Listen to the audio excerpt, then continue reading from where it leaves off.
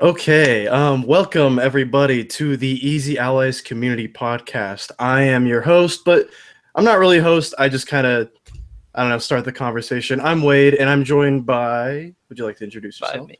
Yeah. Hi everyone. I am Seb, aka Lotias, on the forum, or actually on all ESLI community bits on Twitch as well as on the forum, where I'm also one of the mods. So that's why people might recognize me, because I do tend to be a fair but harsh mod when it's needed to be.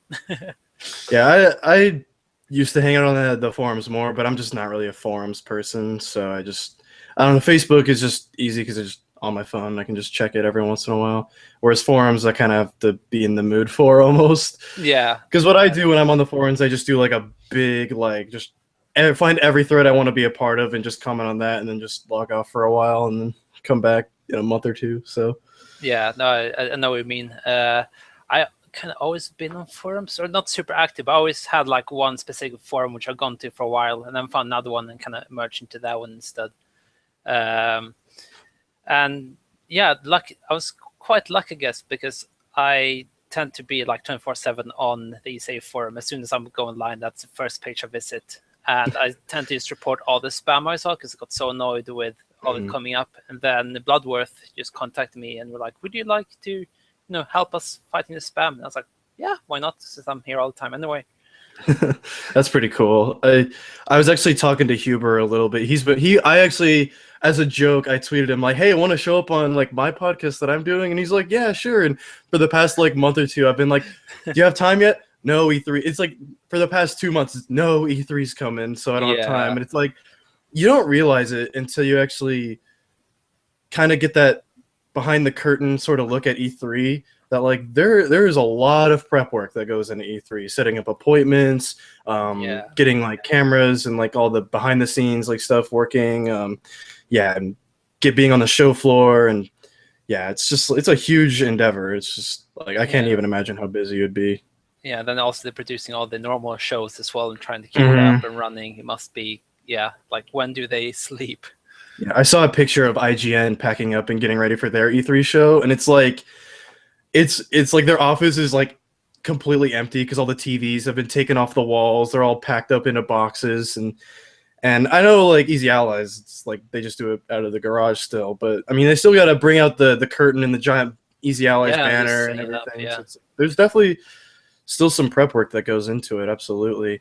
But speaking of E3, haha. I don't really. I mean, it's not a smooth segue. I don't really have any specific E3 topic, but maybe what I wanted to talk about was I always say the only thing better than E3 is like the couple weeks before E3 because everything else gets announced. yeah. So just recently we got the new Need for Speed that was just Oh announced. yes. I don't know if you're into Need for Speed at all. I am. Yeah. I've played fair bit of Need for Speed. I'm quite the racing fan when it comes to Yeah, games. I love racing. I racing games are pretty much what I started gaming with. Like Gran Turismo 2 and Need for Speed were like my first. It was like my introduction to gaming as a whole. So I'm a huge racing fan. Did you like the 2015 one? Because I know that was kind of divisive. Which ones? I was the. God, I missed them out because you have the like remakes of the remakes. It was just called Need for Speed. Oh yeah, that one. The thing is, I didn't get along with the like feel of the driving of it. I love the world, I love the customization, and the Yeah. whole like atmosphere of the game was amazing. But then we came to actual driving, it felt like it was really hard because it's you like you're always overcompensating when you did the turning and stuff, and that's really hard to just Oh, keep you cut out a nice little bit right straight. there. Oh yeah, this microphone is a bit funny sometimes. Um, yeah, but as I said, yeah, I didn't like the feel of the driving itself, which kind of put me off it, unfortunately. But yeah, I love the world, love the atmosphere, love the whole thing of customizing your car and getting it to your liking, so to speak. It really nails like the car culture or like the street racing culture vibe of it, which I really liked. I didn't really mind the feel of it too much, just because there are a lot of opportunities to like kind of change how each car felt, and so I just kind of tried my best to make it feel as I don't know, natural to me as possible. But I actually really, I platinumed that game. I really loved the new Need for Speed. I know, yeah, it's pretty divisive just from a lot of different viewpoints. I mean, I know people hate the live action cutscenes, but they've been a thing for a while in Yeah, Need I for think that's Speed. I it's, kind of liked it, honestly. It's yeah, cheesy as hell, it's but I don't care. yeah, but that's kind of the Need for Speed way in a way. They always have had them, but not always. But no, it's been even in the PS2 era. They had the live cutscenes. I did play Most Wanted. The Yeah, remake? no, they on PS2 back Okay. then. Yeah, and I remember those, live action Yeah. clips. I really loved them. They were, really cheesy, but they were Yeah. also they had a special charm to them. So it made you more invested in the world in a way. And they even added some of the most wanted cars into the new Need for Speed. And they added even like Underground 2. There's like DLC that was all about like you raced against the main bad guy of like Underground 1 or 2. I think it was Underground 2. And you got to like get his car. It was kind of because I started Need for Speed with Hot Pursuit 2 on PS2. And Yeah. like I went back to that and oh my god, that game is, I mean, it's good, but you could definitely tell that they've come a long ways because those Yeah. races are insanely long by modern standards. Like, I was just playing it for fun. I'm like, these races are like 10 minutes long, which, yeah, and there's so much that can go wrong. Imagine, yeah, because I was playing Mario Kart today just a little bit, like, I had some downtime, and Yeah. I would get to like the third race in a Grand Prix, and at the very end, I would just get bombarded. And so, like, well, there goes the 3-star run, I guess, whatever. So I just start over, and like, imagine that with Need for Speed. Yeah. Oh, I would Uh, just, yeah. yeah. Many controllers were probably thrown. I don't Yeah. really remember. Yeah. I started Need for Speed actually back with like Need for Speed 2 or something, because on Saturdays, me and my family got together by the computer because my Mhm. parents were working quite a lot when I was growing up and so on, so we didn't really have that much together. But on Saturdays, we had this like family time, and Dad just one day came home with a disc and said Need for Speed, and I'm like, "What's this?" And I put it in, and that was the Saturday evenings for the next couple of months, really. That's pretty And cool. I think it was in the second game you could put in a code to actually got the Batmobile in it. What? Yeah, it was really weird, but it was really, really cool because obviously, it was really pixelated and stuff. But it just felt, because at the time I was also watching the cartoon Batman, so I felt like Yeah. I was actually Batman racing on the streets, which was amazing.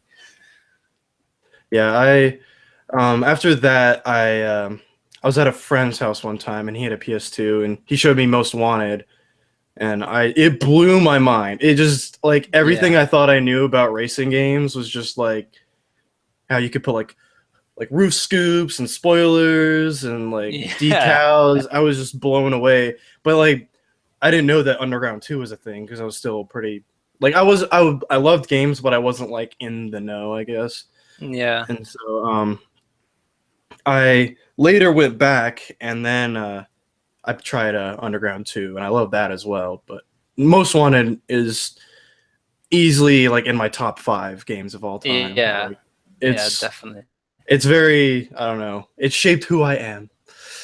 Oh, Um, that's really sweet. Yeah. but I love how But you could just like you could trigger like little things that could stop the cops and everything. Just oh yeah, you had like the donut rolling out of the street and stuff and crushing a mhm. couple cars. Yeah.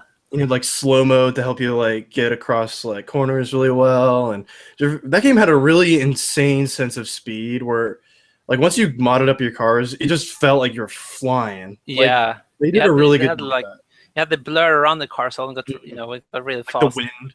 Yeah.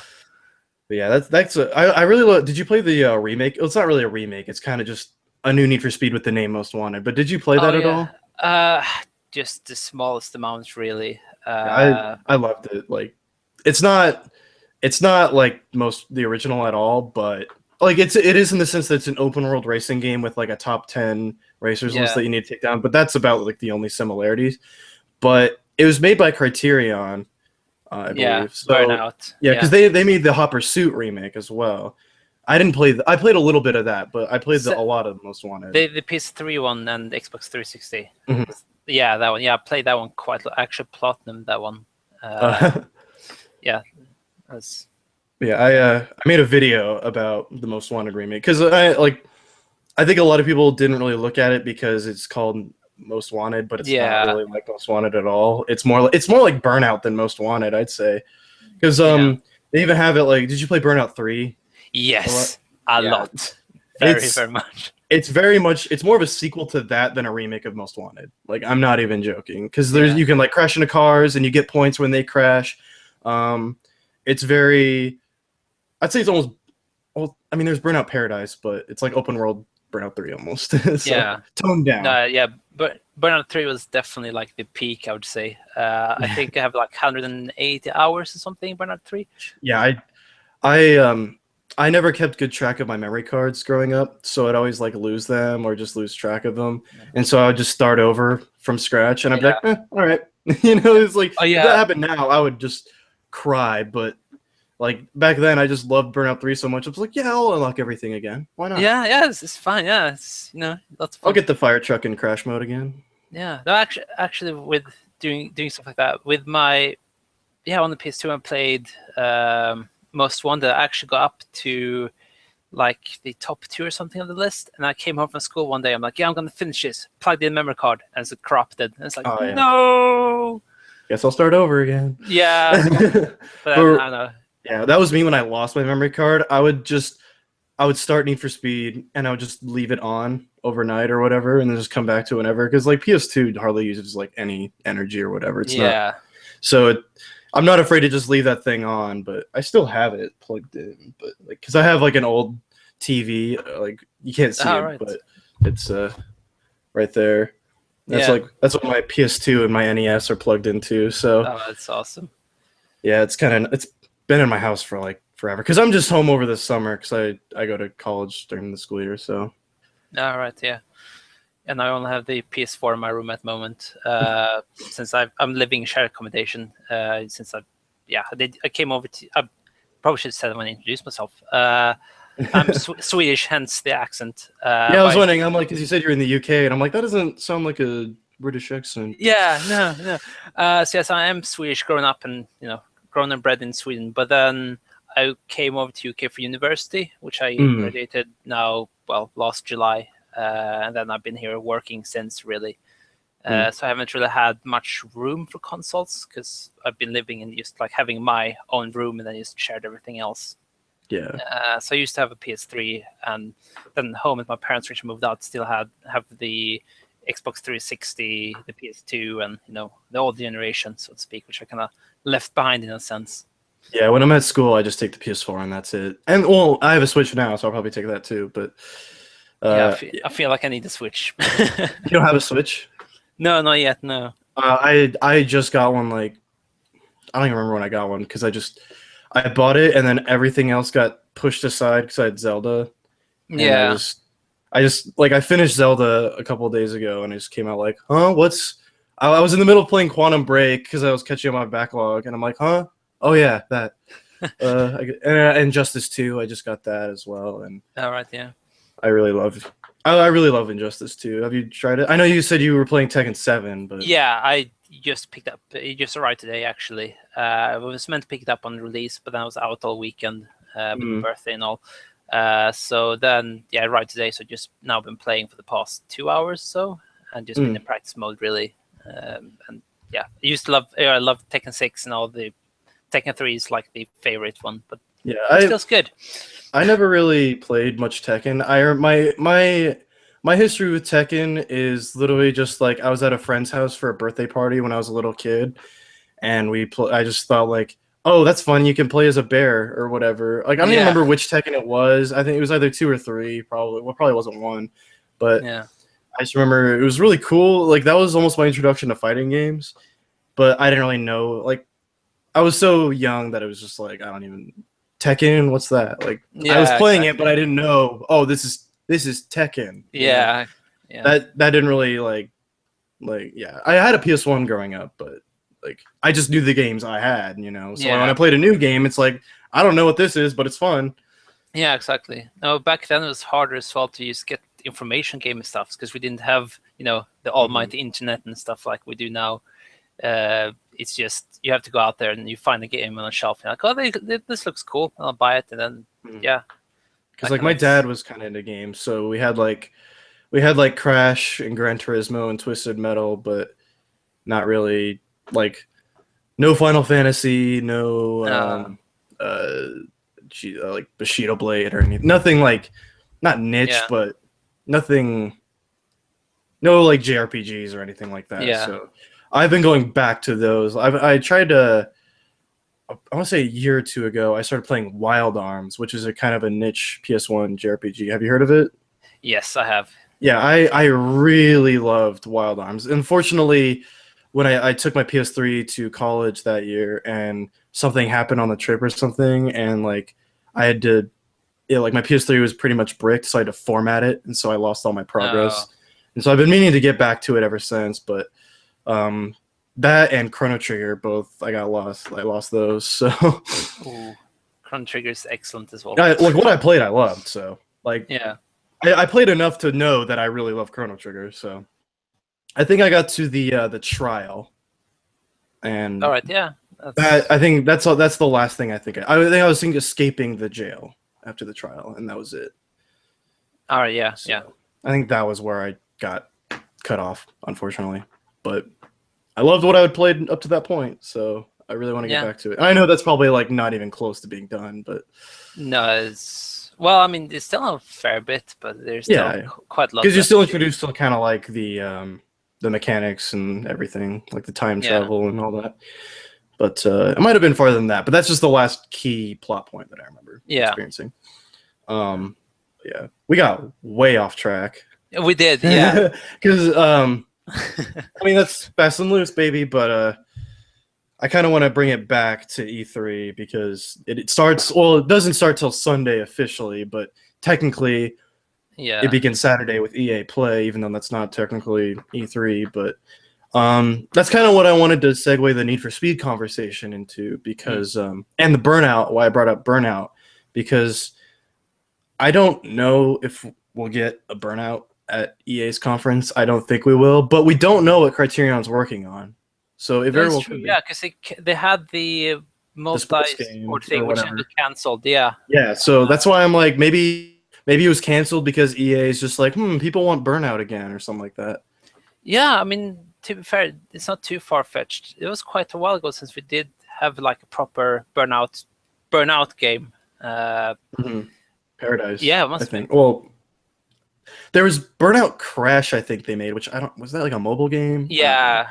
I don't even know if I don't know. I don't remember. But Paradise was the last like major Burnout game. Yeah, I think on the ESA podcast they said something about the Criterion's actually working on the vehicle. Oh, that's right. Yeah, for there was a lot of former Criterion. Yeah. And then a lot of former Criterion devs went and made a Danger Zone, which is basically Burnout 3's Crash mode, but a full game based around that. So, but I mean, I wouldn't imagine you send your entire team's assets dedicated to just one part of Battlefront 2. No, that's why I'm a little like they got to have something. I think that's like their side thing. Yeah, kind of like the Lost Legacy is for Naughty Dog, but even Lost Legacy, that's insane how that's like a side project. Like Naughty Dog's insane. They are, yeah. And Neil Druckmann isn't directing. He's just like, I just trust the other guys with like the most important license in Sony's history for the past like 10, 15 years. But then they have quite a good track record. So exactly, like I don't have any doubts about it. But EA, back to EA. Yeah, let's say EA for now. Yeah. Quell my Naughty Dog love for just a second. Yeah, so Burnout isn't like completely off the table, but it's not likely, nor is it unlikely. Yeah, I mean, it's not like they've said like, oh, we're not going to do any more Burnout games. It's still like kind of like a resting IP, so we kind of just waiting for that. Yeah, exactly. It would be so nice. But Visceral's working on a Star Wars game, and I doubt they want to spend their assets anywhere else but Star Wars, you know. Oh yeah, because then you have Respawn working on Star Wars game as well. Yeah, and I think poor Titanfall, man. But you know, if you're given Star Wars, like come on, what are you gonna work on other than that? It's like Insomniac getting Spider-Man. It's like we could make another Ratchet and Clank game or Sunset Overdrive, but we got Spider-Man. Yeah. So, but yeah. So, Dead Space. I don't know. I doubt we're seeing that. It's I don't know.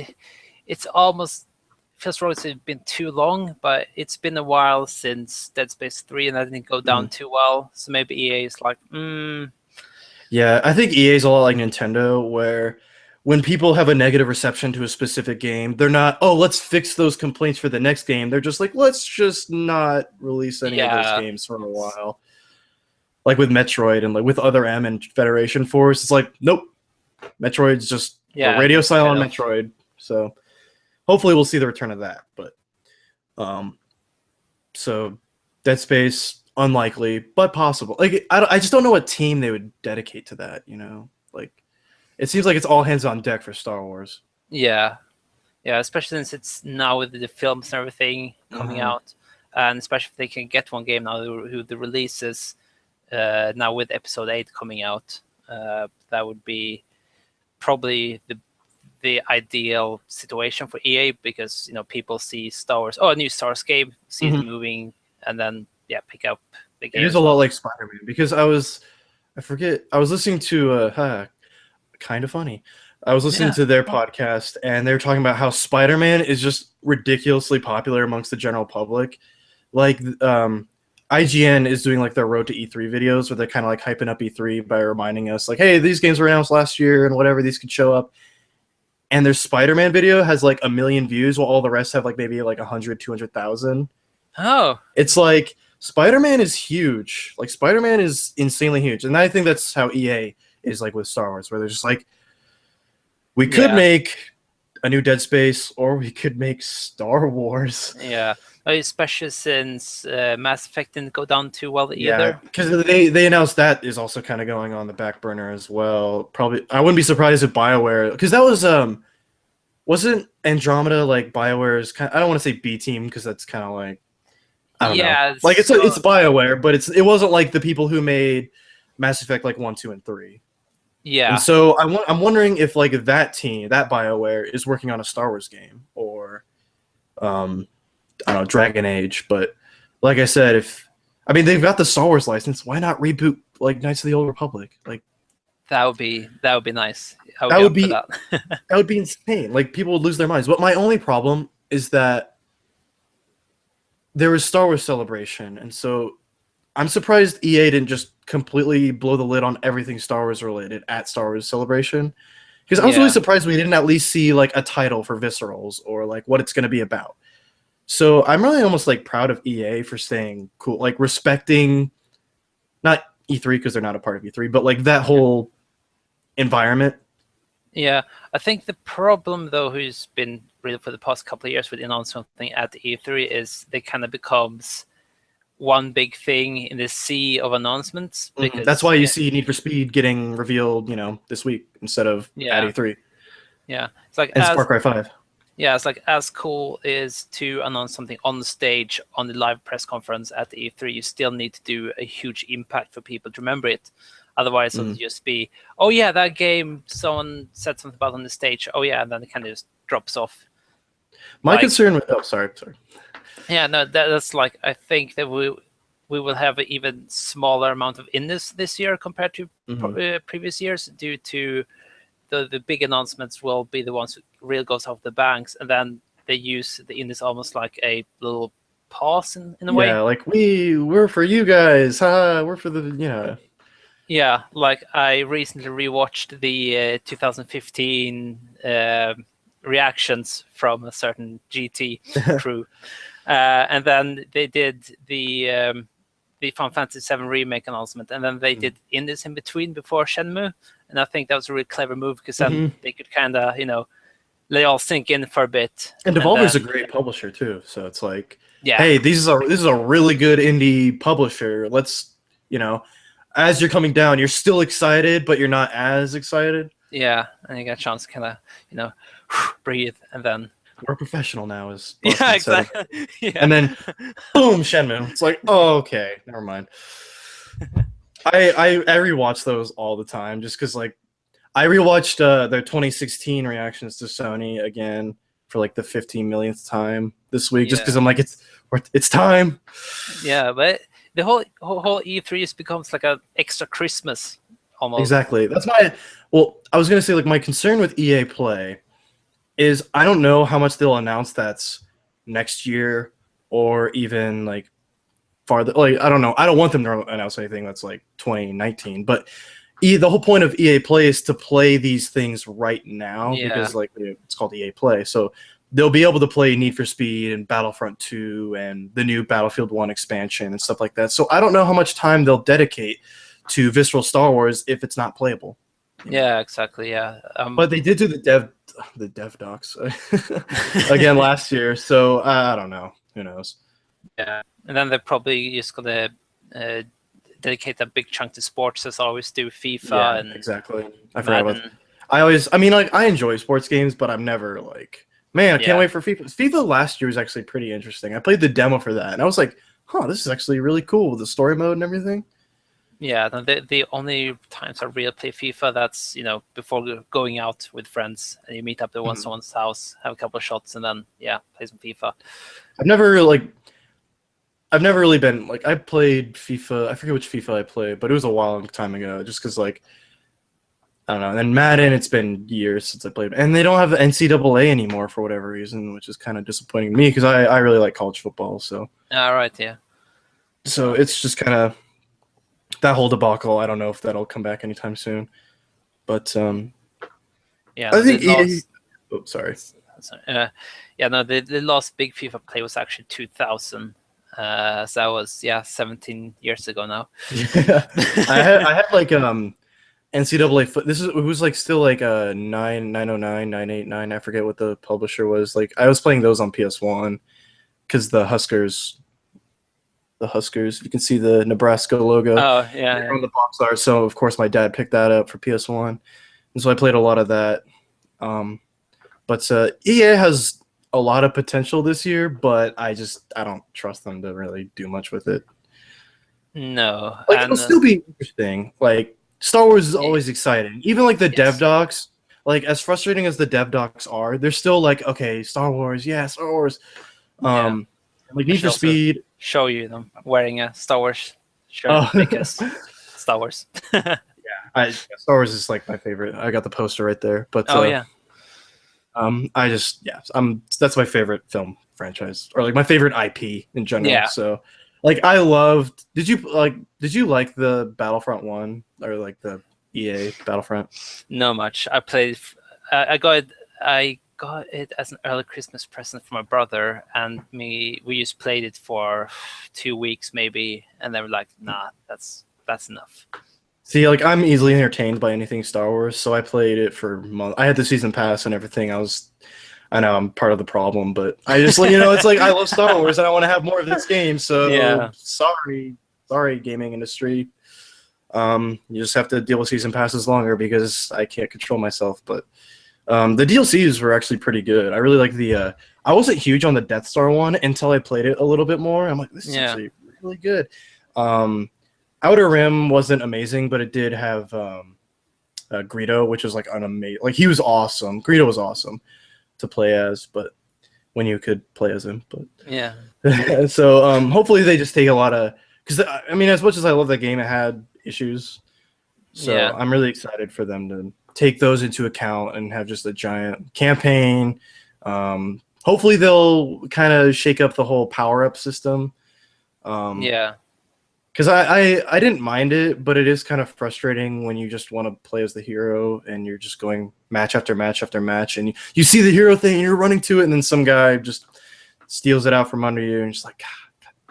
So I hope they did it more like original Battlefront 2 style, which is just like someone who's doing really well or just randomly doling it out. And you can even say no if you want to, Yeah. I love that. I play like a split screen with a friend and I'll be like, hey, you want to be the hero? It just asked me to be the hero. Do you want to be it? Yeah, okay. And I'll hit no and I'll ask them. It's like, yes. Yeah. I love it. I think it felt a bit rushed, at least it started. Yeah. I mean, the game definitely, like, it worked. It was it was polished. It had issues, but it was polished. Yeah, At least. well, And it's it DICE, so ran. it's always going to be Like good. DICE is. I love DICE. Like Yes, I'm making a video right now about Bad Company 2. So, best. Yeah, so I'm a huge DICE fanboy. So even like when the stuff they make is questionable, I still love it. yeah, So, but yeah, I think just content wise, it was very like, like that Lacking beta. a I bit. played the hell out of the beta, but yeah, once you realize the beta was 1/4 of the entire game, you're kind of like, oh, yeah. Yeah, I think that's the problem. That you play the same maps over and over and over and over, and It's like if you like the maps, then yeah, okay, but yeah, it should just it should have put more in there from the start, rather than having like DLC. But then EA love their DLCs, don't they? yeah. I think they're fixing that with Battlefront 2 because we have prequel, Yeah. original, and sequel trilogy. So that'll be awesome, especially because I think they said they're doing away with the season pass for Battlefront 2. There won't be a season pass, but there will definitely be DLC more than likely. Yeah, but, definitely. But I'm just really because their E3 demo, they announced that their E3 gameplay demo will be a prequel battle. Oh, So that would The be battle they're interesting. doing the Battle of Naboo. So it'll be interesting to see if they have like if it'll be clones versus droids on Naboo, or if it'll be Gungans versus droids on Naboo, like the movie is. I mean, as much as people hate the movies, it's still just like, I mean, whatever. Yeah, I'm just interested to see what they'll do. Because Yeah. the E3 demo for Battlefront 1, they had Return of the Jedi Luke showing up on Hoth, which is non-canon, but it didn't matter because it was cool. So I'm wondering if they'll do the same thing with this. Yeah, I mean, if they bring in their, I think that was the problem before. They kind of locked themselves in with just having it in the old films. Well, because I think they saw feedback. Oh, people hate the prequels. Let's just not even bother Yeah. with the prequels. And then I was like, where are the prequels? And they're like, oh, people like those. Like we don't like the Yeah. movies. We just think it has a lot of cool stuff that could be in a game. They're like, oh, gotcha. So now Yeah, I don't think that was them being greedy. I think that was them legitimately not knowing if people wanted it or not. yeah. No, I can agree there. And when they open up the universe, they also add in so much potential in terms of battles, and also just more vehicles and Tauntauns. bigger battles. Yeah, It was in the trailer, so like they're confirmed. So yeah. There you go then. and Yeah, the but- campaign. And so like Yeah, I'm hoping to see a campaign that we get to play through, like the entire saga in a way. So well, they said that it takes place immediately. It takes place from the Battle of Endor until all the way to the sequel trilogy, episode 7. yeah, So yeah, because that'll be really interesting. yeah, that's right. In the trailer, I remember the Death Star blowing up, and she's Because like on the that's probably the planet. first level. That's probably like the first level. Yeah. And so the rest will Yeah. just be like, I think it's a really cool way. Like it's canon, so it ties in episode 6 and 7. And Yeah. I'm really from the Empire's point of view too. So like, Which I'm is really excited. really fresh in a way. Yeah, It feels like we so often just see the rebels, good guys, and it'd be really fresh breath of air to get to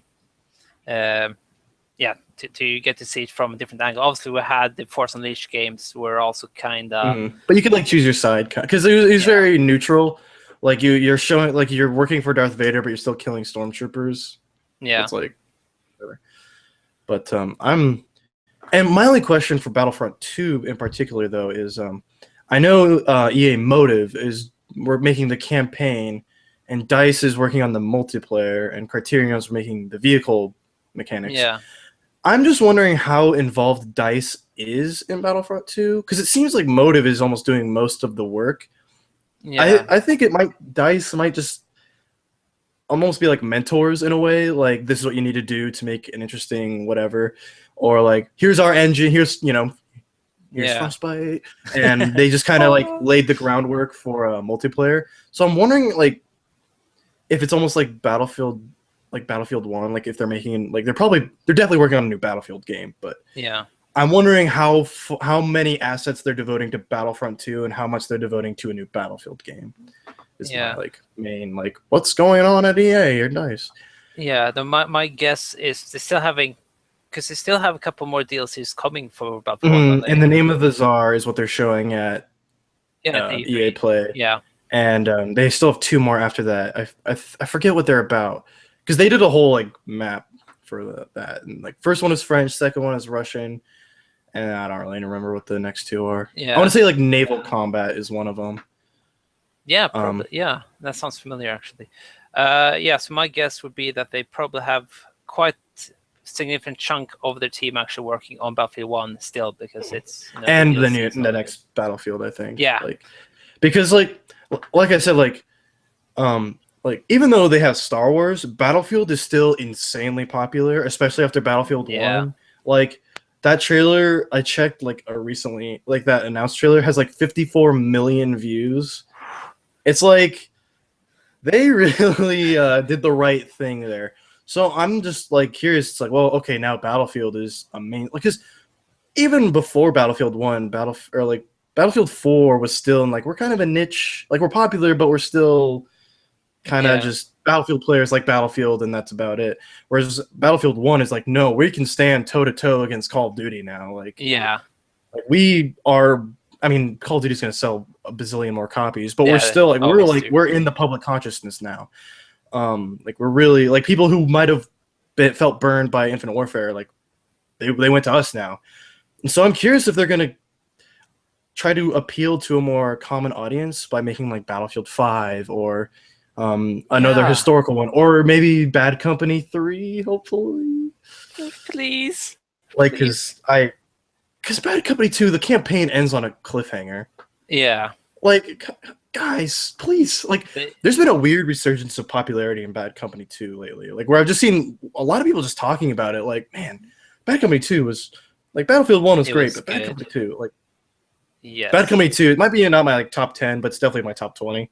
Yeah. Like that game is amazing. Like I've been replaying it because I'm making a video about it, so I wanted to like, get up to speed. It holds up pretty well. Like there's a few things that are a little like iffy here and there. For the most part, it's still like it looks really good, sounds amazing still, plays well. That's one of their strongest sides, their sound design. They're probably the best. Yeah, they're probably the best sound. Their games have the best sound design in any game ever. Even like all of their Battlefield games have amazing sound design. But I'm just curious of like, where they'll go next. So, franchise. Because with the popularity of Battlefield 1, I don't know if they'll stay in the past or not.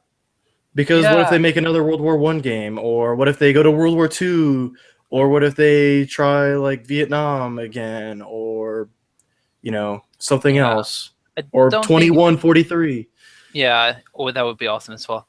I don't think they will go World War II now because of how Call of Duty is going with their World War II, which at the time felt kind of like, so now kind of just piggyback on Battlefield in a way. But they've been making this for a long time. Exactly, so it's this is something they've had, I think they saw people saying like kind of getting tired of the futures. I think Sledgehammer specifically saw it firsthand with like kind of the negative reception to Advanced Warfare.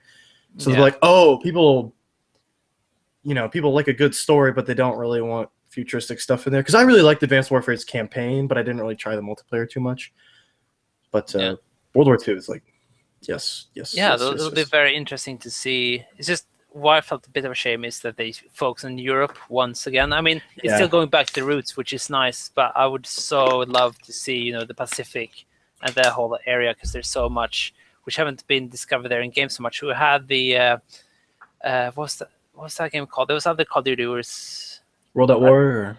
Was that the title of it? There's so many of them. Because I remember it was in the GameCube. Yeah. Oh, GameCube. No, but that was obviously one. There was Medal of Honor: Rising Sun, which was. That's one, right? Rising Sun, because that was kind of the tropical Pacific. Yeah, that was like one of the first games to actually do like the Pacific campaign. Yeah.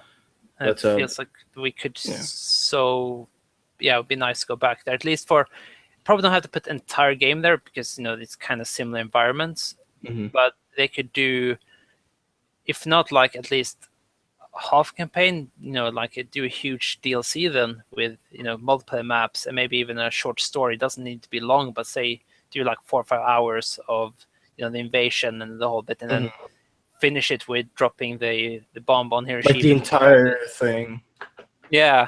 Kind of like what they're doing with like World War II. It's like this. Well, because the thing with Sledgehammer, like I was listening to like them talk about it, and they said they wanted to really follow a specific squad and just have that story rather than have an overarching like, okay, now we're switching to the Pacific campaign, and now the Russians, and now the British, and now the Canadians, and the Polish, and it's like this is just a tightly knit story. Yeah. And so I don't know. I was kind of hoping that we wouldn't see World War II until Treyarch, because I was hoping like maybe Black Ops 4 is like in World War II, because it'd be really cool to be like a Black Ops game set in World War II. Like I don't know, that just sounds really cool to me. Spec Ops, like not stealth missions, just like Spec Ops World War II. Yeah. The secret missions of World War II. But I mean, they still could if they wanted to. But yeah, there's still time. It almost makes me more curious what Treyarch's doing, if they're going to make Black Ops 4 and go even farther future, or if they're going to bring it back to like modern day, if they're going to go back to Vietnam or back to World War II. You know, I don't know where I don't have no idea. Depending on the success of World War II, it could change. Yeah, because then also there's only so much further in the future it can go in a way, or at least in my mind, because it feels like, you can only go so crazy. Now they've had like, change all your limbs to robotics and like I love Black Ops 3, but that was definitely like, okay, I'm done with the future. Yeah, and it feels like now, they keep talking about these like 10-year cycles, whatever, in game development. Yeah, and it feels like now we've been in the future so long, so now it would be refreshing to go back. That's what I think. What's old is new again. Yeah, exactly. And then we'll stay in World War I, World War II for a while, for a couple of years. We're probably going to start to get saturated with that bit, and then we can start moving into more Vietnam time and that whole bit. And then rinse, repeat, really. Staying on the topic of E3 though, like I'm curious what they're going to show at Sony's conference, because it will be at Sony's conference. Like I think Sony is finally like, okay, we made a good investment in Call of Duty, because like after the negative reception in Infinite Warfare, they're like, oh no, we just made this huge investment in Call of Duty, and now with like the really warm reception to World War II, they're like, yes, we did it. We get it. So like I'm curious what they'll show at like it'll be a gameplay demo, but are they going to show D-Day? Are they just going to show a random thing? Like, because D-Day, as iconic and whatever as it is, it's been kind of done to death. Like, no disrespect to the event itself, just in terms of games, movies, whatever. Like, we've all seen it before. Yeah. So I'm just curious, because I heard the press, they invited the press to like for an event when they announced the game. There was like a huge level in this forest in France, and I heard there was a really, really cool mission that had a lot of different things going on. So I wouldn't be surprised if it's like the forest mission they're talking about.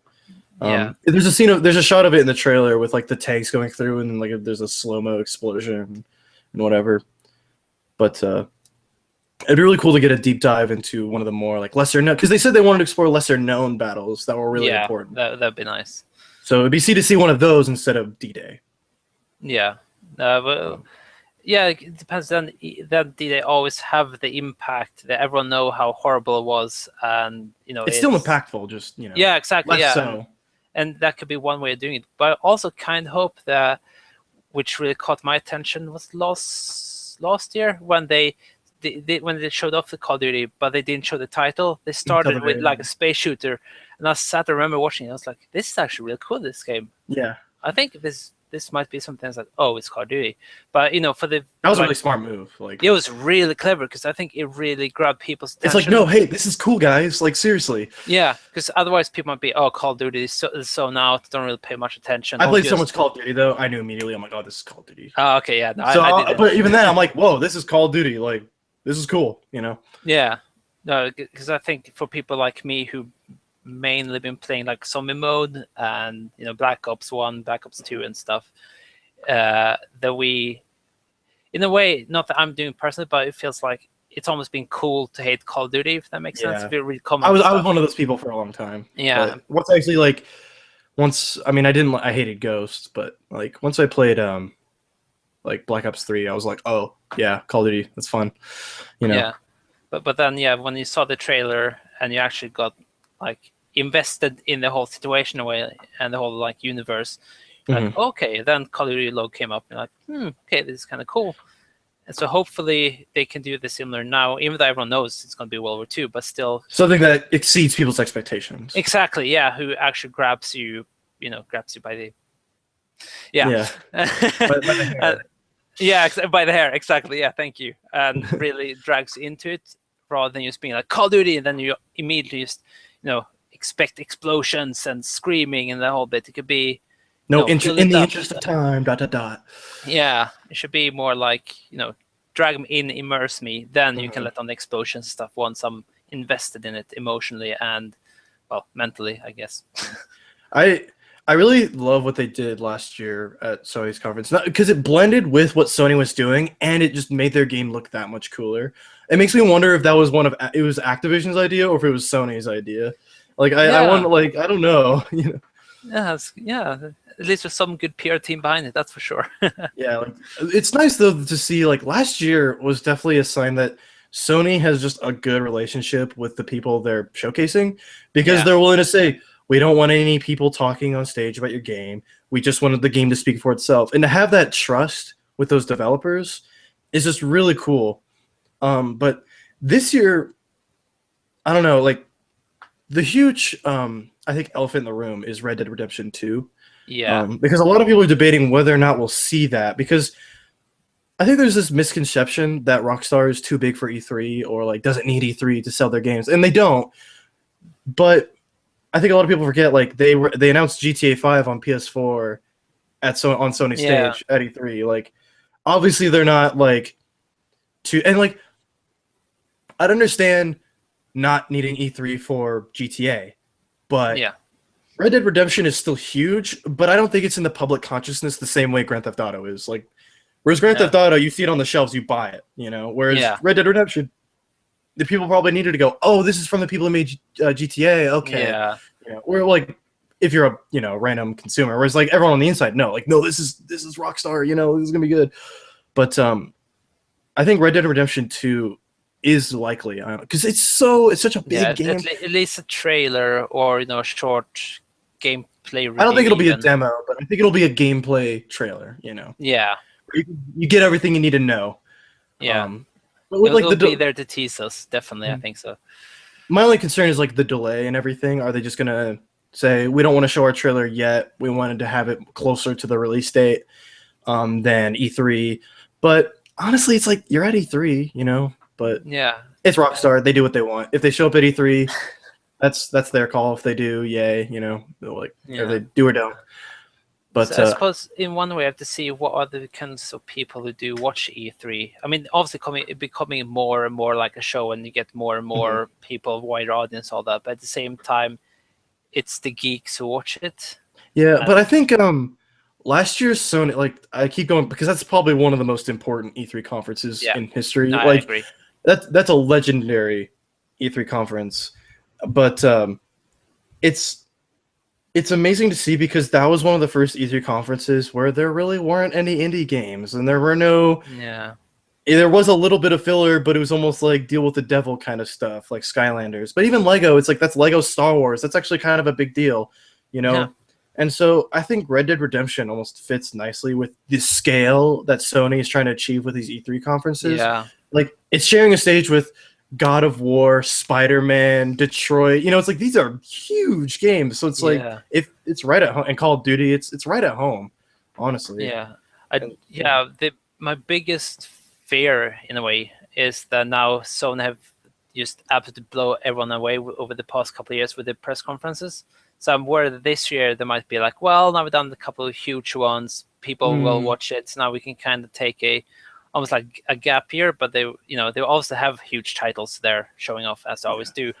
But the show itself might not be as amazing and mind-blowing as previous years. I think that's what PSX is for, though. That's the one where we're not afraid to have people on stage. We're not afraid to just, hey, you guys like indies? Yeah, okay, cool. Because we got a sizzle reel with a bunch of indies and Windjammers and whatever. And it's just like, so I bump in the mic, sorry, but my desk is, like, super shaky. So. All right.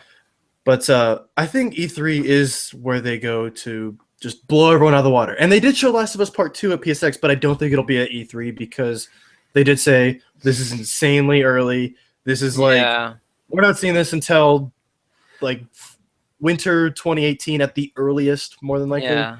But Um, they might have something small, just kind of to remind people, like, oh yeah, this is coming. I But don't think you need to remind people about Last of Us no, Part Two, though. that's true. But I think I'd be more surprised if we not see at least another teaser, maybe even just a continuation of the reveal they did. Maybe With like Ellie a new playing guitar and stuff. character, or like the story. Maybe like this is what you'll expect from the plot of the game. Like this Yeah.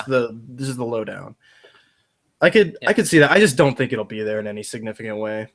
Like it might be like we got one more thing, and it's a little bit of Last of Us 2, like like the tease we're talking about. But I don't see anything more than that, honestly. No, But because Uncharted Lost Legacy, they want to sell that. And it's like that's our Naughty Dog bit. oh yeah, that's true. Yeah, that might actually be the bigger chunk than Lost of Us Part 2 might. But I could see it being like, you guys like Naughty Dog, like, I don't think I don't know if they'll have people on. That's like last year's E3 is just like changed everything. Because now it's like, will they have an orchestra again? Will they not have many speakers this time? Will they actually have speakers this time? Will they not have the orchestra? Will they? Because in the same venue this year, it's in the Shrine Theater or whatever. So it's the same. It's the same venue. So you'll still have the orchestra pit, so maybe they will have an orchestra, and like you still have the curtains, so maybe it will be more like a show. Yeah, maybe they'll also have Kojima who came walking down the stage and the lights, completely ignoring the light bridge, and just because he's Kojima and doesn't care. Exactly. He can't do it because why not? He walks and opens on the void, but yeah, it's like there's just so many questions where like, do you think we'll see Death Stranding when we came on Kojima? No, because like, I think they kind of, I don't know, like, it's really hard to say. Yeah. Because that game is still so far along. But the thing people don't realize about some Japanese studios is some Japanese studios work really fast. Like, if they know what they're doing, and if like what they got is solid and there aren't too many like changes, they can work pretty fast. Yeah.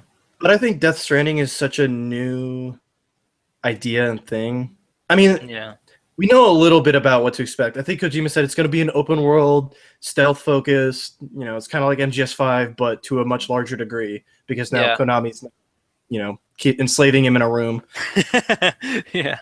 So, but at the same time, he's working with big actors, but at the same time, again, he's working with Guerrilla Games that are helping him. And it's just like, it's hard to say when that game could be next year, or it could be 3 years from now, who knows, like 10 years, who knows. Yeah. So I just love to see more of it because I'm so excited about it, even though we've seen the minimum, but just knowing how Kojima works, if you see, I just don't know how many more like mind like weird trailers will accept. We got 2 already that are just make you go, what is going on? So I think like they need once you hit more 3, once you hit 3 like weird trailers like that, people start to go, okay, come on, what's the game?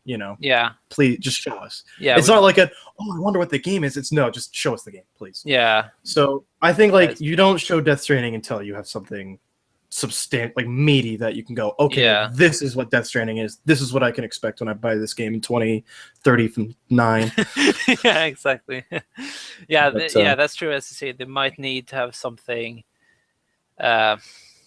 Something more meaty to show off, something we can, get nitty gritty about and actually understand. Okay, this is how the game will play, even, or just this is just what's going on. Because at the moment we have no idea. They're having the babies turning into oil. I think it might experiment with like alternate universes. Is like my theory, like dimensions. I remember when they first announced, and he got on the beach, Norman Reedus, and he had the necklace. And I remember reading something about there was actually stuff engraved into the badges he had something to do with alternative universes, time travel, and like the weird like people in the sky. Yeah, I'm thinking maybe it's like, I think it might be like, and like the baby is in the disappearing baby. I think like the baby might be like the key to like something. Like it's almost like children. Have you seen Children of Men?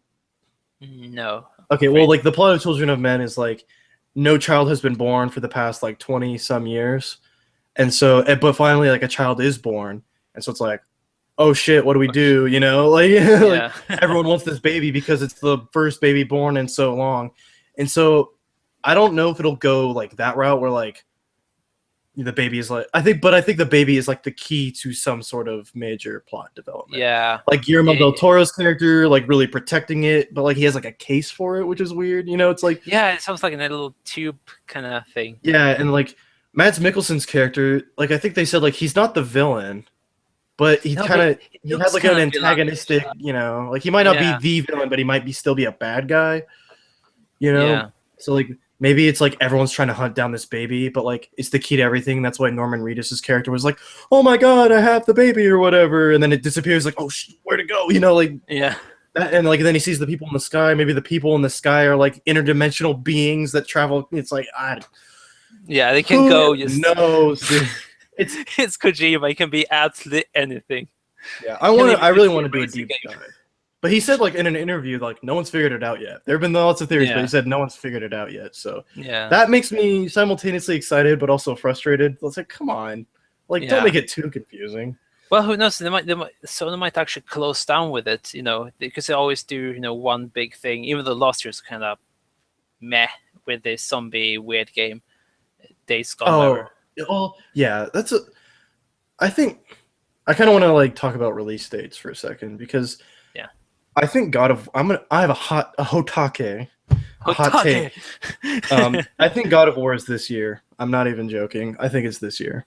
Like That would be. I think it's That this. would be huge. I think it's this holiday or next, like, or like January, February. Yeah. I Yeah. think that game is because last year it opens with a demo. Yeah. like- that's true. The announcement was gameplay, and I guess the Yeah. announcement for Last of Us was gameplay, but that was in 2012, I believe. Well, not the announcement. They Yeah. did the announcement trailer where they're running in the hall, and then at E3 that year they did. Yeah. Because Last of Us leaked, so they're like, "Oh shit!" But like the next year was out, so and God of War they showed the demo last year, and Yeah. No, if I needless- were Sony, I would probably put out early December, I would say. About- December might be a little too late. I would say like November or Yeah. October because or I'm- November. Yeah. Yeah, But, I'm thinking yeah. when did the Lost Guardian get released? Because that was quite. That was good. that was like December 7th, I believe. It was supposed to be Yeah. October, but it got delayed. So I could see another thing happening here where it's October and then it gets delayed. Yeah. But Well- like I think they'll announce a 2017 release date and it'll get delayed to February or March.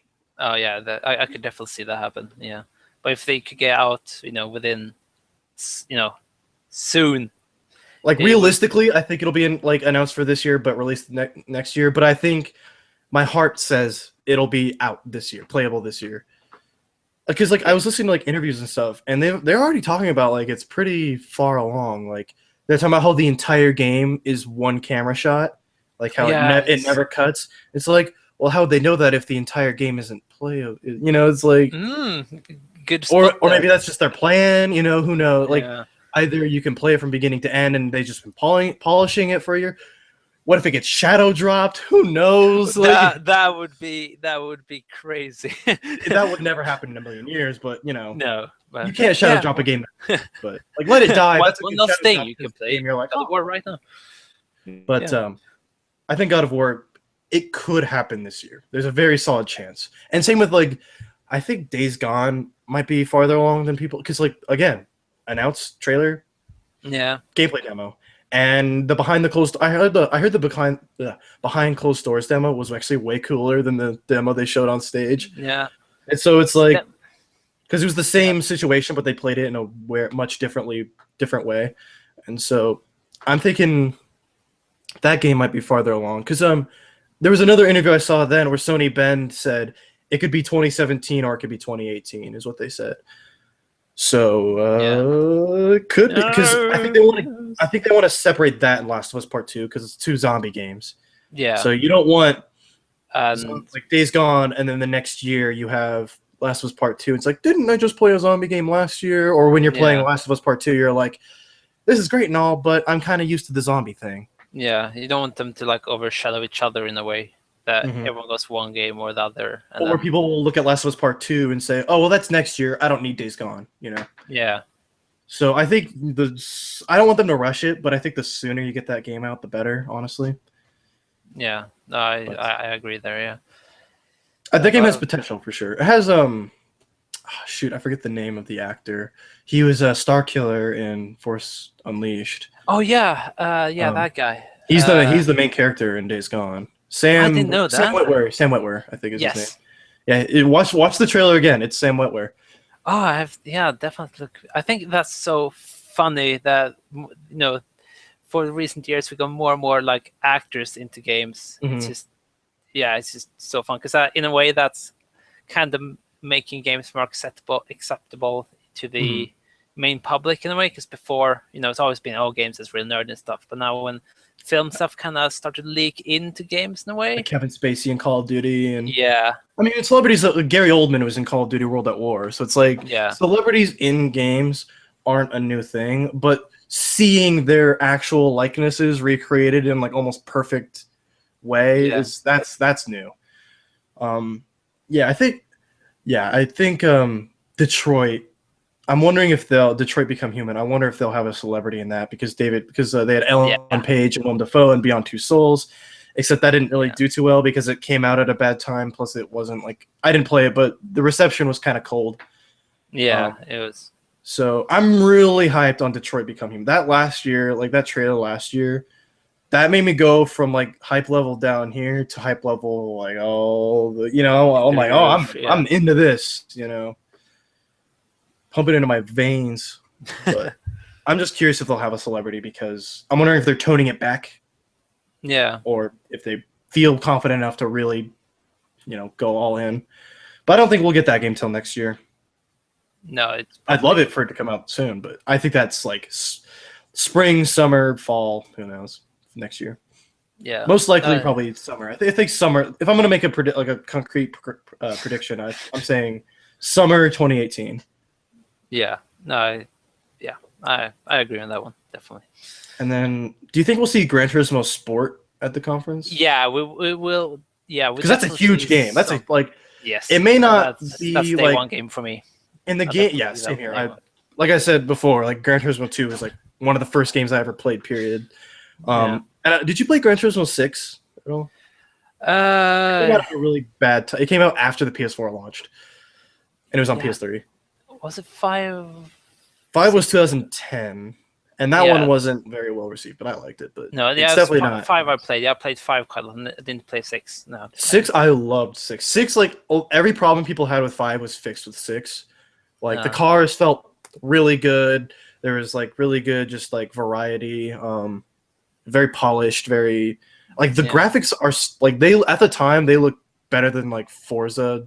Yeah. On Xbox One, which was like really weird, and it was 1080p, 60 frames per second on a PS3, and it looked photorealistic. It's like polyphony. Wow. Well, and then you see like the photo mode in GT Sport, how it's literally real photos, and they put the in-game car models on top, and it still looks like it's like polyphony. They're just like people will hype up Naughty Dog all they want, but Polyphony really knows how to just squeeze out every little bit of a console. Yeah, but then they do take the sweet time as well.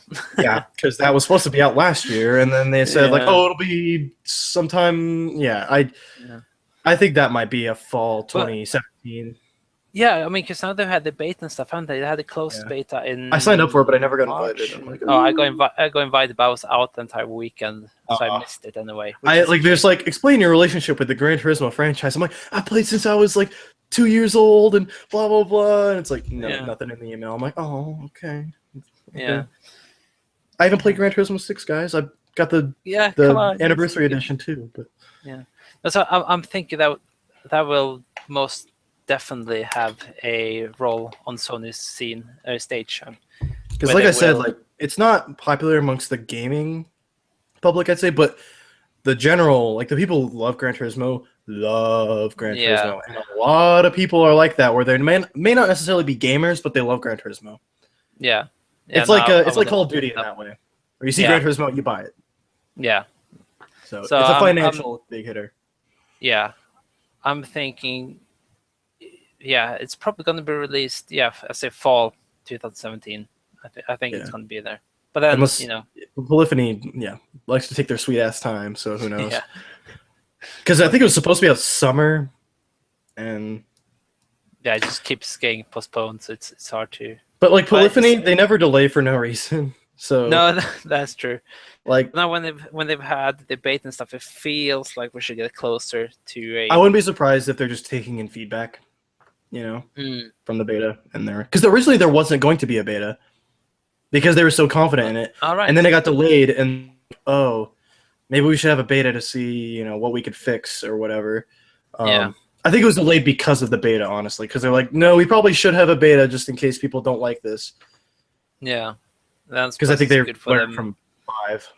Yeah, it's just my biggest worry will be the online bit. Like I know it's been a bit iffy before with having lots of rubber banding in races. Mm. I'm just hoping that with sport they will have a good fix for it.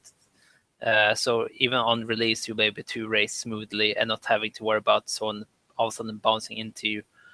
Or like lag issues, or they're like Yeah. balancing and all that. So I'm excited just to have like customizable like liveries and stuff like that on my car, because that's like they had that in Gran Turismo 5 kind of. You could get like you got like the GT or like the sport versions of specific cars, like the Camaro and whatnot. Like you Yeah. changed the paint job and made them look all cool.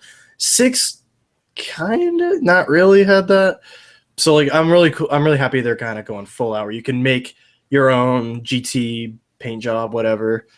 Yeah, I'm really excited just to really dive deep on that. But my only concern is that they see what Need for Speed's doing, because that's November 10th is Need for Speed. Yeah.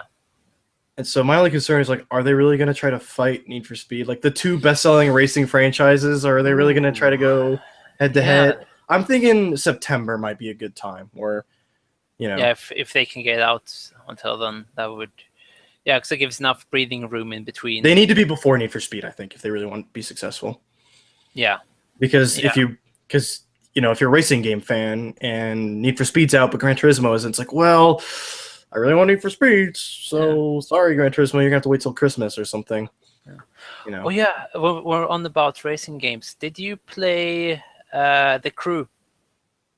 I played the beta for The Crew. Yeah. I was, it was okay. I played quite a lot of it, and The Crew 2 is a thing now. Yeah, exactly. Yeah, that's what I was going to get to. If they could almost combine Gran Turismo and The Crew into this massive thing to have some kind of open world Gran Turismo. Exactly. That'd be insane. That would be. I don't know, because like the thing I like about Gran Turismo though is like you have to be in the right mindset for it. Yeah. And you have to really focus. And I don't know if I can focus that long if I'm in an open world game, you know? Yeah. You kind of just start losing it a little bit. Yeah. Because what always happens to me when I'm playing Gran Turismo, I'll be really good in a couple races, and then I start to like kind of lose focus. And I start doing kind of crappy. And so it's like, okay, time to put it aside for the night. And I really like the Gran Turismo like license training. Whatever. I remember in Gran Turismo 5 you had these like time challenges, and I remember one of them you had to go around this like big corner, and it seemed just real simple at the time. But I remember spending so much time always being a few hundredths of a second milliseconds. Off. Yeah. But then tweaking, tire pressure and the whole thing. Oh, it's so good. You change things just so you're like half a second faster, but that makes all the difference. Yeah. So it'd be nice to have something that's yeah, but it'd be nice to have something that you could have all that customizable. Yeah, and really get as much as I love visual customization of cars and getting a big spoiler or tweaking the angle a bit. I want something you have real like suspension and brakes and really you're timing out your shifts and everything and the transmission. Yeah, I loved tweaking that stuff in Gran Turismo. So it would like the Need for Speed 2015 kind of had a little bit of that, but it was very like it was just move a bar. What do you prefer? Do you want more acceleration or top speed? Do you want traction or no traction? It's kind of like that. Yeah. Whereas this is like, no, I can adjust the tire pressure to like the specific amount I need it and like change. Yeah, it's insane. So it would be kind of cool to have an open world game kind of like that. But I just think like The Crew, I don't know. I always wasn't into The Crew that much, so I can't really talk too much about it. Yeah, the big problem for me with The Crew, which kind of made me go off it. Oh, obviously, I spent way too much time in it anyway. But it felt like I remember how hyped it was at the start because it's always being like, oh, you're gonna have people around you all the time, and you did in a way, but at the same time, you could only have like 6 people around you at the same time. I see. And yeah, I want this. Like an MMO. Universe. Yeah, I want the proper car MMO. Is that too much to ask? That if The Crew 2 is a racing game MMO, I'm sold. Yeah. Well, that's the thing. It's like, when is it going to be released? Because you have Gran Turismo Sport, Need for Speed Payback. Then The Crew 2 is not going to compete against those. You know, like it's just. But then also, it's different types of game. I mean, like Gran Turismo is a racing sim. Meanwhile, like the Crew and stuff are more arcade racing. Yeah. In a way. Yeah. So it also kind of depends on what driving you prefer. But at Microsoft's conference, they got Scorpio, and they're gonna want to launch that with Forza. Because they already had screenshots of like so like Forza Motorsport 7 is the new one. So and the Scorpio is this year. So like that's another racing game on top of. It's just have to quit work, I guess. And yeah, like I like racing games, but I can only deal with one at a time. Yeah. Like I tried playing Project Cars because that was free on Xbox Live Gold, and I just couldn't get into it because I'm like, this isn't Gran Turismo. Like if I want to play a sim, I want to play Gran Turismo, and if I want to play an arcade racing game, I want to play Need for Speed. And so that's why I'm like, like I tried playing Grid 2 when that came out, and I just wasn't feeling it because I'm like, this doesn't feel like Need for Speed. Yeah. And then I tried playing, there's also Need for Speed Shift, which was their attempt at making a racing sim. And that one was actually all right. Like I didn't play too much of that, but and I played a little bit, but I'm like, this is actually pretty good for like a traditionally arcadey racing franchise becoming a sim. And Grid tried that too with Autosport. I didn't play. Oh yeah, no, I basically played. I think it was the first Grid because me and a friend at the time, we had a weekend, basically nothing to do. So on the Friday night, we went to our local shop and picked up Grid. You saw in the shops like, oh, this looks kind of cool. And we spent like the entire weekend. We slept, I don't know, a couple hours each night, and we just basically finished it. He was awesome at drifting, which I was terrible at, and then I was really good at like the tracks, which he was terrible at. So we kind of compensated each other really well as well. You take a corner past the controller. Yeah, more or less. I just had to load up with snacks and stuff, and we sat next to each other, and you take this one, I'll take next race, and just play through it. So that was a blast. But I haven't really played any of the other Grid ones, I'm afraid. I really enjoyed Forza Horizon 3. I got that with my Xbox One. I got that over like Christmas last year, and so I immediately got Horizon 3, and I really like that. I had some like, I don't know, not issues, just like it wasn't exactly what I wanted because it kind of treads the middle between simulation and arcade, where like you're not just Yeah, it's a game I think you need to kind of be one or the other. You mix it and you become kind of half and like I really enjoyed it, but I definitely was kind of just like it didn't fill the gap in my heart that I really wanted. It didn't fill neither the simulation gap nor the arcade gap. Yeah, so it was just a fun game that I enjoyed, but it just like, okay, I'm done. Bye. Yeah, fair enough. So, but Gran Turismo Sport, I am absolutely looking forward to. I hope it's this year, but at the same time, I hope it doesn't compete with Need for Speed, so I have time for both. Yeah, and money for both. I don't blame them if it gets delayed. I mean, it's like this polyphony. Like you guys make amazing stuff. Just when they delay something, I've never felt like, oh damn you delayed. It's like, oh, you delayed, it means you're gonna push up even more, which means that's how I felt about Red Dead Redemption 2. I'm like, you know what? Take your time. Go for it. I trust you guys. Whereas we're here when it's done. Whereas a game like South Park, when you see that get delayed for the umpteenth time, you're like, is that like, oh, what's going on? But and Mass Effect on Andromeda, that was another one where it kept getting delayed, and you're like, is there something wrong with that game? And that was the case where there was something wrong with that game. Like, even if they delayed it for another few months, it probably still would have been not well received. The issues were kind of, it wasn't just the glitches, it was just kind of some of the underlying stuff.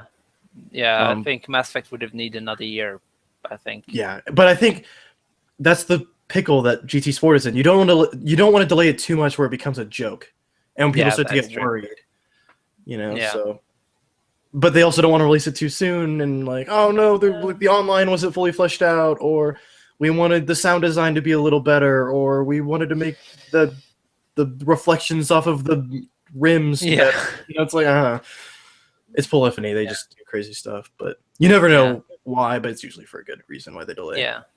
Yeah. To be fair, their engine sounds has never been their strong side, to be honest. Yeah. Did you play Drive Club?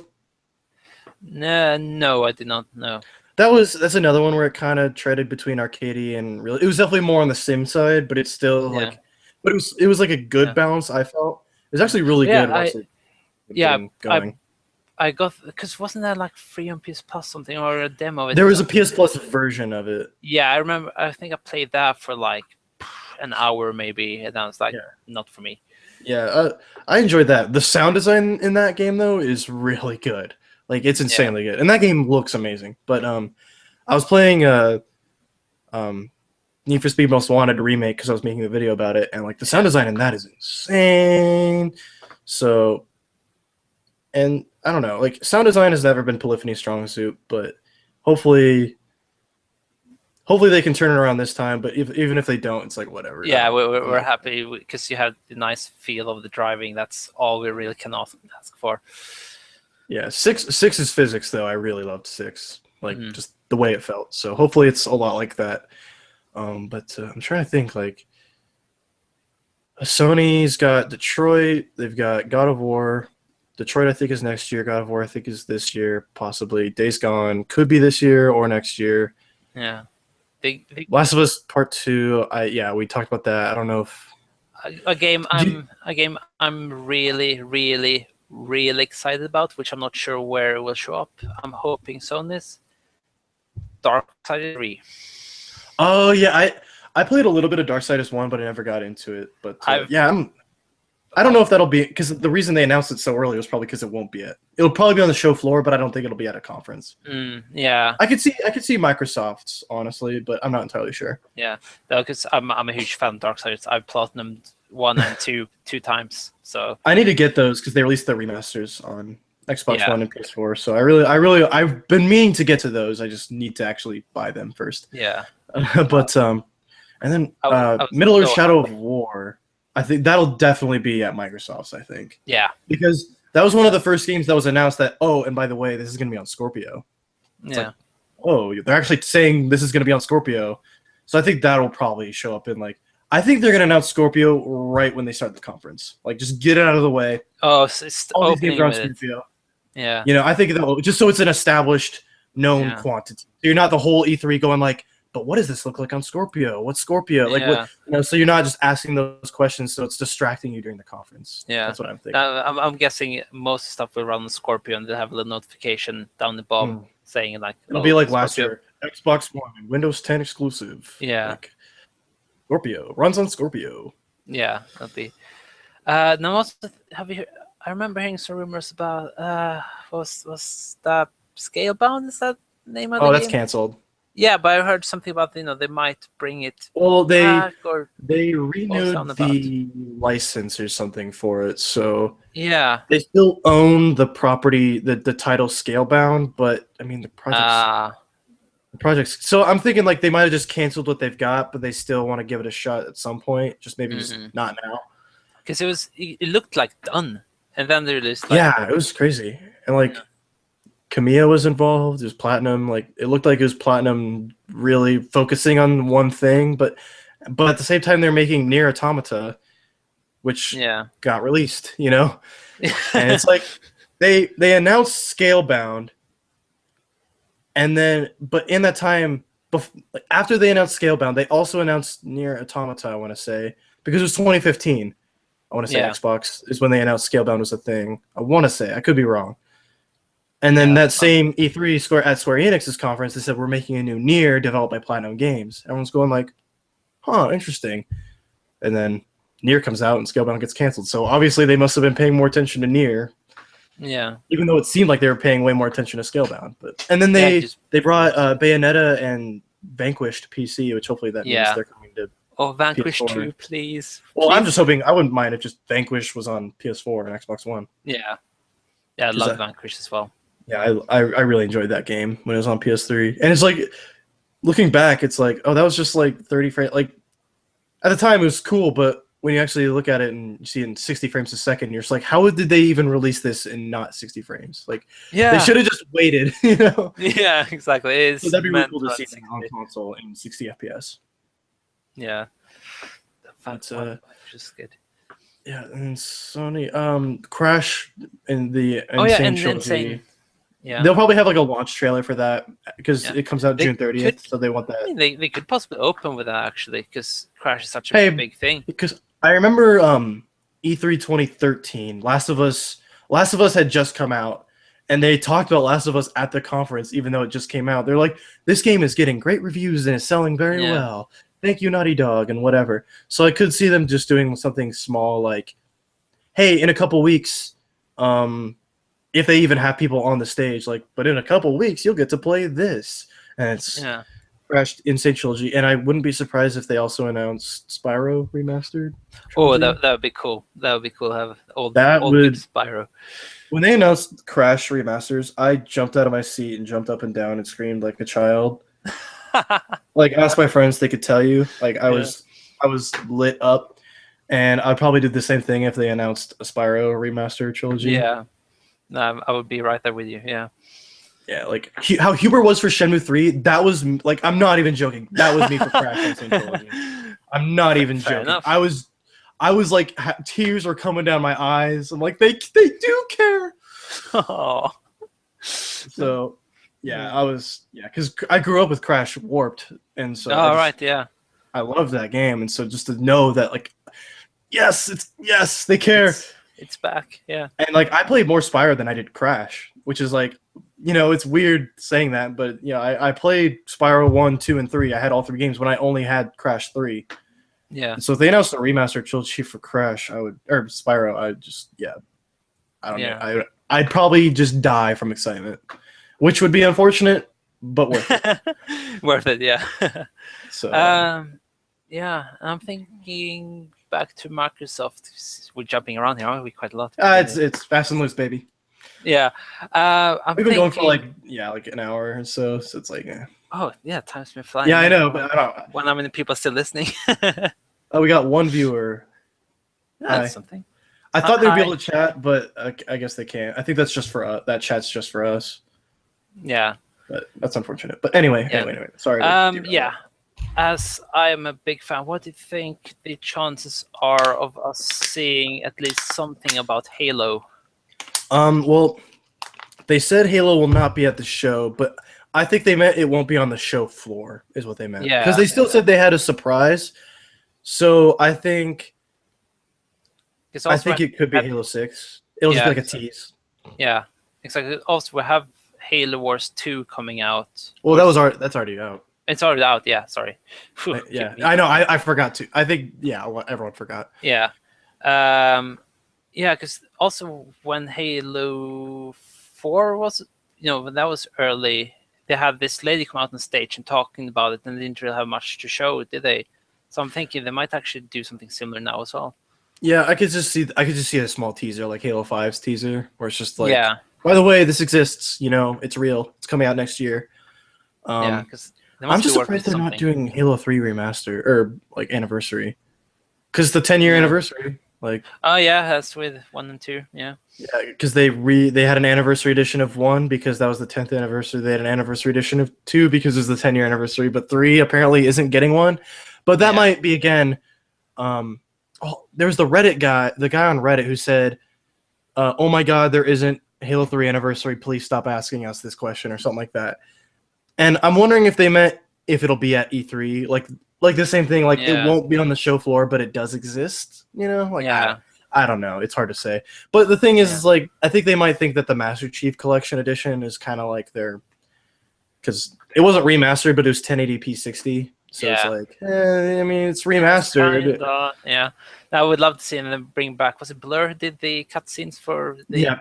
few? Blur Yeah, Studios, yeah. it looked so good. They should do that with 3 as well and bring Blur back and just please do the cutscenes again. Yeah, that. Oh my! Like, Yeah, that they helped make Deadpool too, which is like, oh, these guys are actually like super legit and like, Yeah, they're yeah. really Blur is high good. budget. Blur Studios are good. Yeah, so I was really impressed with those cutscenes. Even like I just played it, for the first time, once I got my Xbox One over Christmas, and even then I was like, holy crap, this is insane. Yeah, And that was, I was already like 2 years late to the party, so. yeah, But I would not be surprised if we saw a tease for Halo 6 yeah. next year. Or next You know, year. it's just Release something next from them to acknowledging it. Being Mhm. like, well, it's being worked on. Scorpio, it'll look all good, fancy, dolled up in Scorpio. Yeah, that's all I have to say. And Mhm. even just show screenshots of Chief standing around being cool with his guns. Or you could even just say, hey, it'd be really cool if they took the stage and say, hey, we're making Halo 6, and we've been listening to your feedback since Halo 5. And we just want to say that, any problems you had, we're looking into it. Locke will have a more subdued role in Halo 6. It'll just be Chief. It'll be a longer campaign. It'll have more blue team, please. Yeah, there'll be more story. Master Chief won't look like a weird. Oh my! I hated. I liked 5, but the way they treated Chief in some of those scenes were Locke is almost beating him in a fight. It's like, no, that would never no, happen. No, that would never happen. No. And how Chief got locked up with even kind of spoilers, but he gets trapped by the Guardians or something, and Locke has to go save him or something. I'm like, no. Master Chief should be saving Locke, not the other way around. Exactly, yeah. I see what they're trying to do. They're trying to make Locke a cool character. Look how cool he is. He's saving Master Chief. It's like, no, you just made Master Chief look kind of weak in this game. So yeah, and he's not weak. Yeah, I could actually, speaking of Halo, just next to me, I have basically all the Halo books, and in my window, I do have a couple of figures with, I have Fred and Kelly standing there staring right back at me. So I'm not the world's biggest Halo fan, but I definitely enjoy and appreciate Halo for sure. I played all of them. So. Yeah, no, it's same here. Especially 2. Reach is on backwards compatibility, but that'd be cool if they released an Xbox, it's on backwards. It's backwards compatible. Halo Reach is, but it'd be cool if they had said we're bringing this to Xbox One 1080p 60 frames a second, $15 on Xbox Live Market. Yeah, download now or whatever. Yeah. Or if you have the Master Chief Collection, it installs right to that. It's standalone, or it can install right to that, so you all have a connected user interface. Yeah. Because Master Chief is in Halo Reach. As an Easter egg, but he's in it. So. Oh yeah, but he's just for a second in. Yeah, it's when they're fleeing Reach and they have Cortana. Yeah. And, so it's technically that is the start of Master Chief's journey. So yeah, that's true. Yeah, no, Reach did leave a big impact on me. I mean, Reach is my favorite Halo, easily. Yeah. It's just that story's amazing. Yeah, it's and that really ending good. is just tears. Yeah, that really grasped me. Yeah, it really, got to me. That's legitimately one of my favorite endings in a just you're all that's left. You're you're definitely going to die. So Yeah. Spoilers, I guess. I mean, it's in the title, Fall of Reach. I mean, it's if you know what Halo is, you probably know what Reach is, and you probably know what happens. The beginning of Halo 1 is we lost Reach, and the game's called Halo Reach. So spoilers, things don't go well. Derp, yeah, exactly, yeah. Well, and I said, it's been. Yeah, no, but Reach was good. I could talk Halo for hours. To be honest, it's. Yeah, I even liked the films, even though a lot of people didn't seem to really enjoy them. I actually have, going back to Sony's conference, I have a question. Do you think Horizon's DLC will be on the stage? Ooh, good question. Because Horizon's a huge game, but I don't know if its DLC will justify stage time.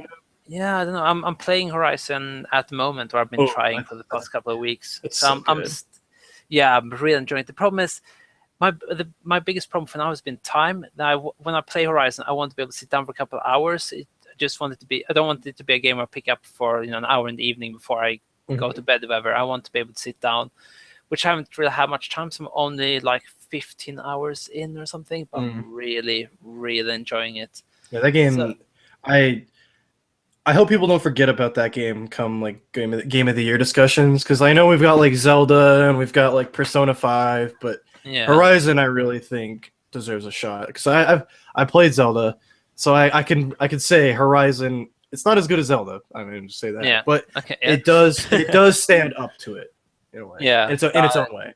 Yeah, I really enjoy Horizon so far. So in terms of DLC, well, for me, it comes down to where the story will go. I mean, obviously, I'm still kind of lost to what is actually going on. No spoilers. No, so I'm hoping that that will get a nice kind of conclusion on what's happening with all the robots and the whole thing, because all the robot dinosaurs are awesome. But then, just give us more of the same. Just Yeah. more of the same. I wouldn't mind if they did like a standalone story, like you play as Rost or something. Or That would be cool. Yeah, a prequel with Rust. yeah, like while he's like I don't know, like while Aloy is growing up, you're playing as Rost or something. Yeah. Do we ever get to know why he got? No. Whoa, hey. Oh, we're on to something here. We're on to something. That I'm not even joking. That is 100% it. That I'm not like you nailed it. That is 100% the DLC. It's how he got like exiled from the tribe. Because, That is it. Yep, that's it. It has to be. Yeah. Because you never, even when after you beat the game, you're like, because when you talk to him before you do the trial thing, and he's like, I did some bad things, and then stuff happens, and you never find out, and it's just like, yeah, give us Rust's story, and that would be awesome, and like, yeah, dude, you just blew my mind. Like that is 100% it. Boom. Yeah. Because in the game you find out all the major things, like why. Okay. Why, yeah. And it's like I don't want to tease it too much, but once you learn the reason behind the name Horizon Zero Dawn, it's like, whoa! It's like, it's legitimately one of my favorite story moments I've experienced in the past like few years. I'm not even joking. Just like learning about what happened, like just learning about how everything happened and why things are the way they are. It's super cool. So yeah, I definitely recommend keeping at it. So yeah. I will. Even though now the problem I picked up Tekken, they will also. I have to. I've been playing Injustice 2, and like, I love fighting games. Injustice 1 was the first fighting game I played where I can legitimately say I was really good at it. Yeah. Like I would go online and I would win more than I would lose, which is enough for me to say I'm really good at this. Yeah. And it made me sad when they took out Nightwing. Like, because I made Nightwing for Injustice 1, and I had like these insane combos. Like, I would get angry messages on Xbox Live saying, "How are you? Stop doing that." It's like, sorry, bro, learn how to play. It's the game, yeah. And get good. I love just having a fighting game where I can do that. And like Tekken, it looks really fun, but I just bought Injustice 2, and I don't want to spend $60 on another fighting game. Yeah, and yeah, it feels like it's almost like you need to main one of the fighting series, like either Street Fighter, because like I play Tekken, that's my fighting game. But then one of my friends who plays Soul Calibur like all the time. I like Soul Calibur. Like when we meet up on a few times we meet up, then that's like what we play. Soul Calibur. Who publishes Soul Calibur? I forget. Is it Capcom? It's one of them. Yeah. I'm gonna look it up right now. Yeah. Because it's on Soul Calibur, because we played. It's on the Xbox. We sat down like when we meet up now and then when I fly back to Sweden to see them. Bandai Namco. Yes, there you go. Boom. So they do Tekken and Soul Calibur. Well, I'm guessing they probably just publish. Are they actually developing it, or are they just publishing Soul Calibur? I just saw they published it, but it's not the same team. But it's interesting that they publish two. They have two fighting game series that are really popular. Yeah, I like Soul Calibur. Ring Out. Yeah, I know how many times I've been thrown into water and stuff by my friend. And he plays as Nightmare all the time, and it's just impossible to beat him. I played a fair bit of 4, but it's been so long I don't remember anything really. Like I don't remember character names. I don't remember anything. I just remember kind of like having a lot of fun with it. Yeah, I think fighting games are almost at best in coach co-op when you can sit down and just Well, even online matches. Like, but yeah, definitely they're best when you have a buddy sitting next to you and you're Yeah. having fun. But like online, oh my god, Injustice 2, I'm already like your heart just starts pounding like crazy. You start forgetting the combos you've been practicing, and you're just like, oh, Yeah. just like I had a couple matches where I'm just like, I would lose, and it's like that was bad. I panicked. I'm so like, oh, I failed Yeah. myself, you know, like. I'm sorry myself. So Yeah. I really like fighting, and I played a fair bit of Street Fighter V, and I actually got pretty good at that, where I could go online and hold my own. But of course, you're one Yeah. of those people who are actually good at the game, and you get destroyed. Yeah, exactly. That's like I'm scared not to go online with Tekken because I know people use code Tekken's like the completely. most like Yeah, people will Especially- thrash me.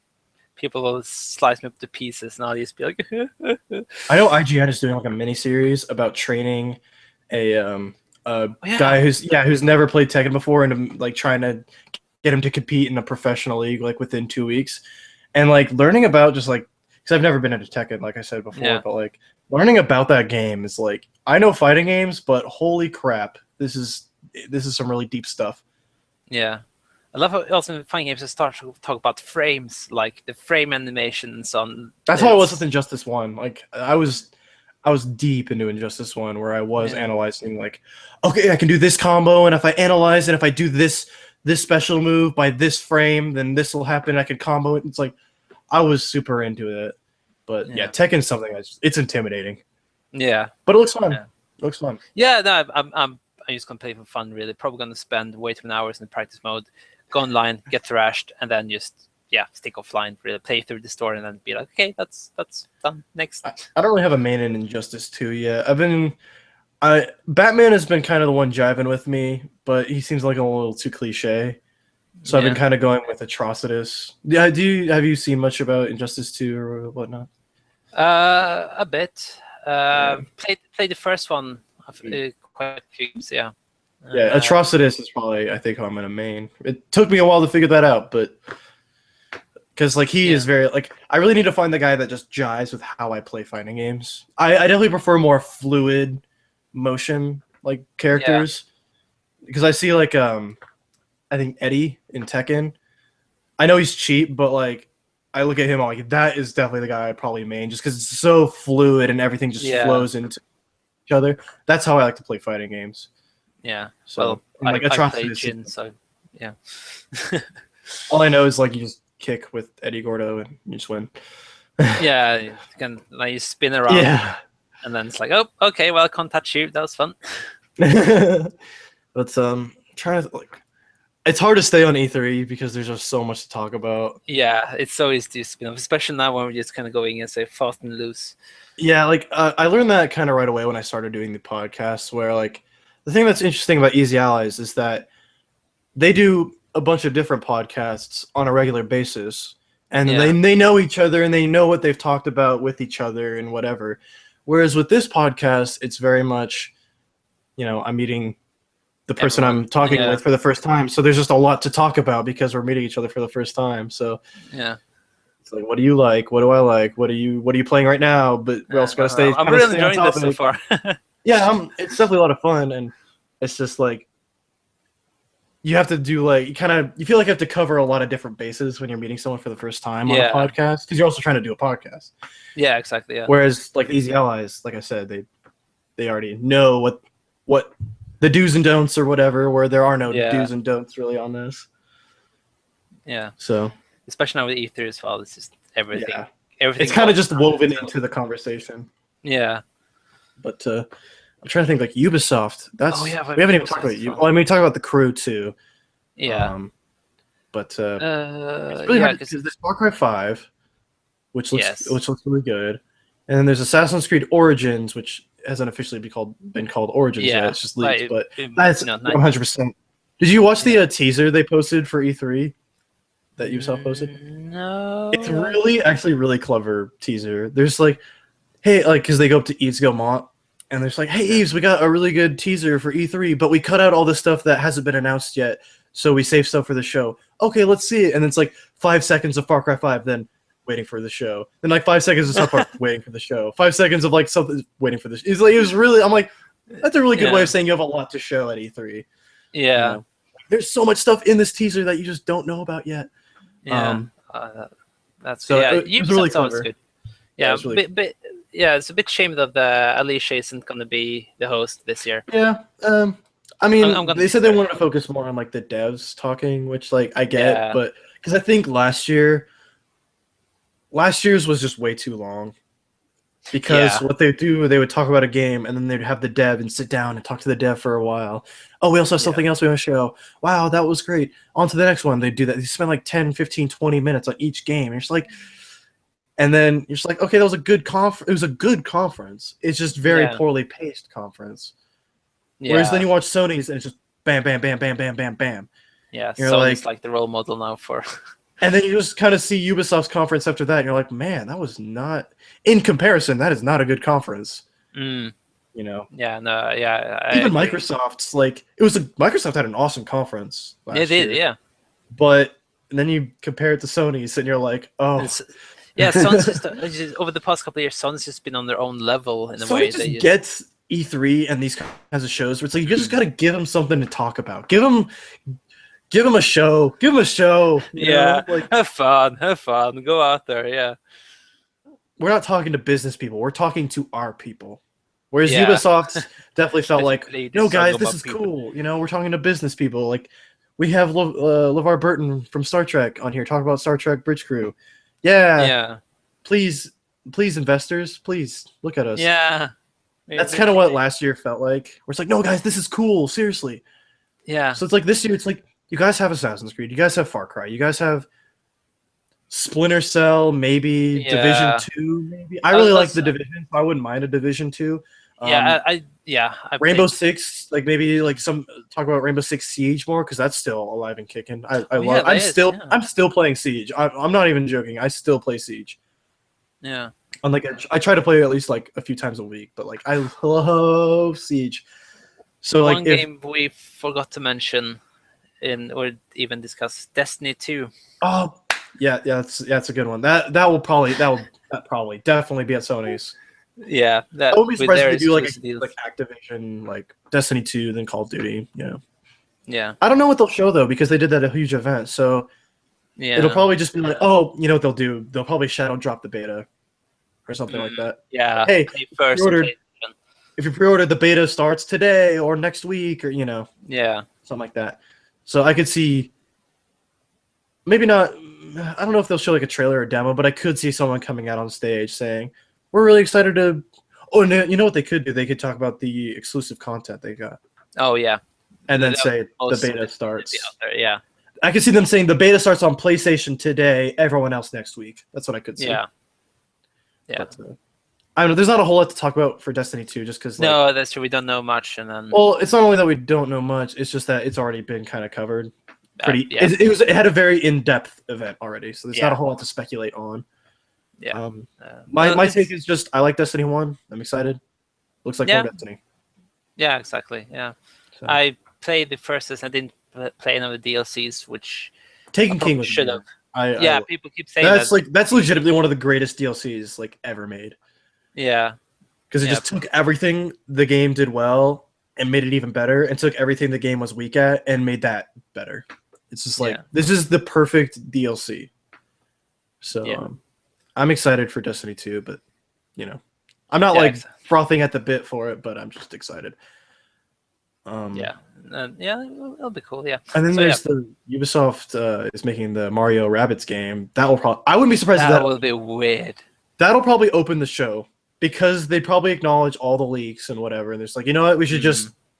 It's a big deal because we're partnering with Nintendo, so let's just get it out of the way. It'll make the investors happy. Yeah, And then we can do Just Dance later. yeah, always. Yeah, Did they do Just Dance last year? Yeah. Oh, Because didn't they open with what did they open with? It feels like it's been there every year. To be honest, it feels like they always have had Just Dance in one I way or think another. they might have opened with Ghost Recon Wildlands last year. I kind of forget. Yeah. I was kind of disappointed in Wildlands because I love Ghost Recon. I play Future Soldier up to death, like over and over and over and over. I even made it was one of my biggest projects as uni were actually a sound work for Ghost Recon, where basically you just made all the sound for one of the levels. Yeah, and then I was like, oh yeah, new Ghost Recon. I was super hyped, with announcement and everything. I was like, oh, open world, it's gonna be kind of cool. And I played the beta that weekend with friends, and we were 4 people, in the team and stuff. Mm-hmm. Never ended up actually getting it, and I think the problem is we played the beta so much, and then there's only so many missions, and then as fun as it was to drive around, fly helicopters, and crash into things, and being completely ridiculous, we almost we got fed up so quickly because as I'm a big person when it comes to story as well. It felt like it never really picked up. It's like, the story, but when it becomes open world, it's a bit like, we can't really be too specific because I want tie in and because I played a lot of Ghost Recon, but I kind of bought it on the premise that I'd be playing with friends, but I didn't because we just either never felt like it or never had time that coincided with each other. But I played it all the way through and I beat it. There's no good story until the ending. Like the ending is the only solid chunk of story that you get. That's the problem. That's why I think also the current game market is kind of getting a bit oversaturated with open world because everyone's trying to go open world. Over the past 2 years, everything has gone open world, you can do whatever you want. But then people forget the worlds in a way. Make it interesting, Exactly. That's why I'm excited for Far Cry 5. Because it's this looks like a very interesting open world. Whereas Ghost Recon, I'm fast traveling all the time. I'm just whatever. Yeah. I don't care. Yeah, it's you have a bunch of vehicles real cool and you have all these weapons customization. Yeah, the world felt very not interesting in Ghost Recon. Yeah. Oh, cool. There's a body hanging from a telephone pole. Edgy, Yeah. So as much as I would love a Ghost Recon, if they do another Ghost Recon, it probably won't be this year, most likely. No, they'll probably give it a year because they're still doing DLC. So exactly. But if they do another Ghost Recon, go back to the linear, story focused. Yeah. Please have it on a follow a proper story, follow a squad with proper name and stuff. Because I really love, the comments between each other in Future Soldier and how they're teasing each other in a way and stuff. Yeah, Ghost Recon I thought had a lot of tonal confusion because it was trying to be dark, but it was also trying to be bro-y. Yeah, and it was just it was weird because you do something a really dark mission where you captured a guy who's burning people in acid and stuff like that, and then as you're in the helicopter ride after you finish it, man, wouldn't it be fun if we all tried coke together? How weird would that be? Bro? I heard it helps with oxygen when you're in high places or whatever. It's we just got done doing something really serious and now we're joking about it just felt really out of touch in a way. Yeah. Whereas lightheartedness works, but it needs to work in a way like Last of Us, or if your tone of the game is dark, you need stuff to break up the tension and the darkness, so you have you're emotionally you're cleansed almost, but you don't. It's some stuff just doesn't belong, some dialogue and whatever doesn't belong. Yeah, it needs to fit in. Also, it doesn't help that my Ghost Recon Wildlands had a bunch of glitched trophies. Oh, I was going for the platinum because I always like the platinum Ubisoft open world games because they're usually pretty easy. They're just time consuming. So I'll just put on a podcast. If I feel like it, I'll just put on a podcast and the Easy Allies podcast. And just plug away at collectibles and whatever. And I got all the collectibles, did all the missions, did everything. No trophies popped for any of it. It's and it was probably because I played a few missions and did some stuff with friends, so probably thought that stuff is in their world. Yeah. Whereas the stuff I did, it didn't. The box is ticked that I got it, but the trophy box isn't ticked or whatever. Yeah. So that's where I'm and I looked up guides and it's start a new game, and I'm I do it all again. Yeah. I'm well, it's start a new game, pick up a collectible, and then you'll get it. Picked up any collectible. It's just but I just don't care enough at this point, Yeah. I'm burnt. Yeah, I'm clocked out. Yeah, that's me with the Division that actually leveled up 2 characters. I leveled up a second character just to get the trophy because some of the collectibles bugged for me in the way. Oh yeah, I had a friend who had bugged collectibles. I was lucky enough to not have that, but yeah, I really like the Division, so I wouldn't mind a Division 2. Yeah, I think because that game had a lot of potential. It just kind of it did. But the survival DLC is like, whoa, like I didn't play it, but it looked really Yeah. cool because it was like, this is what the game should be. This is what the whole game should be like, where you're just constantly, you know, not like Borderlands, Destiny hybrid, you know, like Yeah. it just felt like it was trying to be Destiny, where it's like I'd rather it be super realistic Yeah. instead of RPG like. Yeah.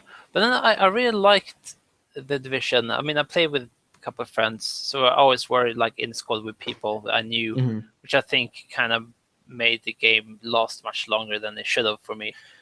Well, But that's a game that is a good example of a good world, but yeah, because I remember like some of the best memories from the Division is with my friends when we were like walking along the street and you have like the snow coming in, it gets dark, really, so you can see the character like they really like curled together in a way, and it's just the you whole feel atmosphere. cold playing that game. Yeah, exactly. Yeah, I felt like that was me. You walking feel there. like you're alone in New York City during Christmas. You know, you feel, it's Yeah, very I was it's very there. easy to role play in.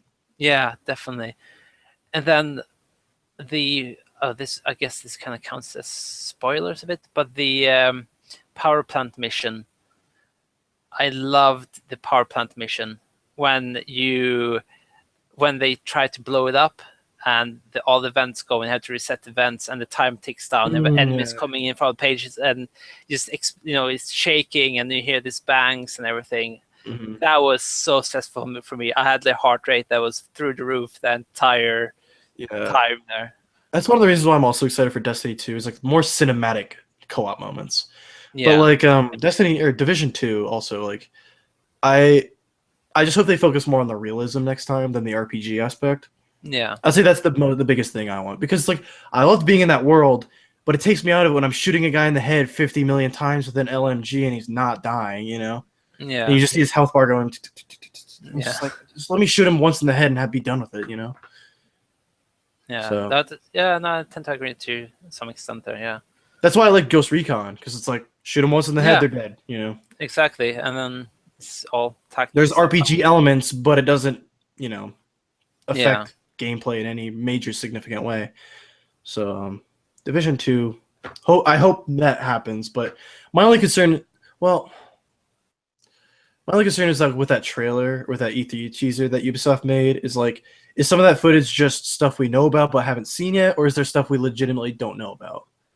You Yeah. know? Like Well, I can hope like a there's stuff Splinter we don't know Cell about. or Division 2 or I don't know, something crazy. I'm not like, I'm not.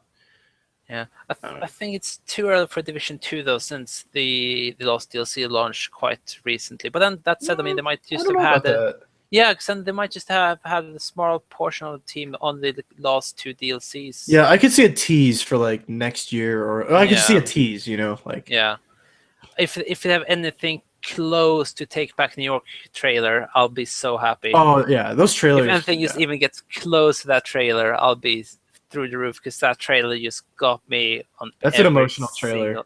Yes, it's when you're just going through the house and you see like such a good example of like environmental storytelling, not only just in the trailer but in the game itself. Yeah, I love just seeing like you just see a pile of like body bags, and then like you see an echo, and it's like, oh, now I know the story behind what happened here. It's like that was so cool. Like I really enjoyed just learning about what happened. Yeah, that's also one of the reasons why I loved Horizon. I love games that take place after a major event and you just learn more about it. Yeah, and definitely. As long as it's done in a nice way. Yeah. There's another elephant in the room that we forgot to mention. Bloodborne 2, perhaps. Oh yes. I don't know if we'll see that, honestly, because I know From Software said they're done with Dark Souls, but I think that might just mean Dark Souls. Dark Souls, yeah. Bloodborne, and I think there's still like good, like that just means Dark Souls is done, but Bloodborne can still go. But I don't know if they might like take a break from that whole, the whole genre thing. Yeah, and just like maybe not go silent for a while, but maybe just like make an Armored Core. Or they didn't make Armored Core, did they? I don't remember. Just like go back to an older franchise they worked on before Dark Souls. I think whatever. it feels like now they've been in the same genre in a way, it's the same type for. It feels like From Software is only known for this one thing. Yeah, exactly. It's almost when like they've done so much more in the past. Yeah, which they kind of would need to drop back to in a way. Yeah, but like I would be insanely excited for Bloodborne 2, but I'd almost be more excited if they did something completely different. Yeah, something you don't really expect of them. Yeah.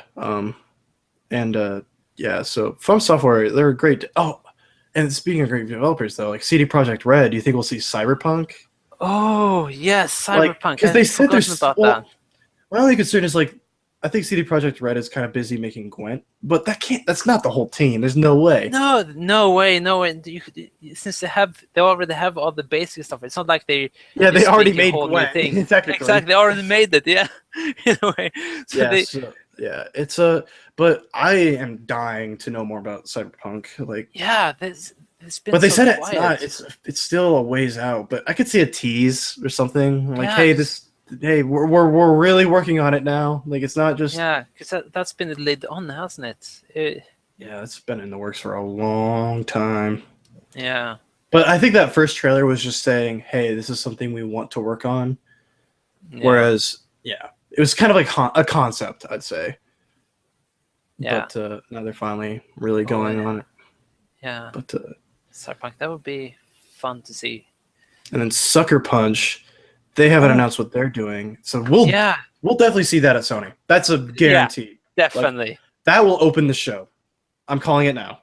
Yeah. You're gonna curtain rolls up. You see Sony Interactive Entertainment, Sucker Punch. The crowd goes, "Oh, yeah." And I don't think it's Infamous. I don't think it's Sly Cooper. I think they're done with Infamous. As sad as it sounds, I think they're done. I like Second Son, but that was like, okay, I'm good with it. I'm good. Infamous 2 is, you could have ended it on Infamous 2.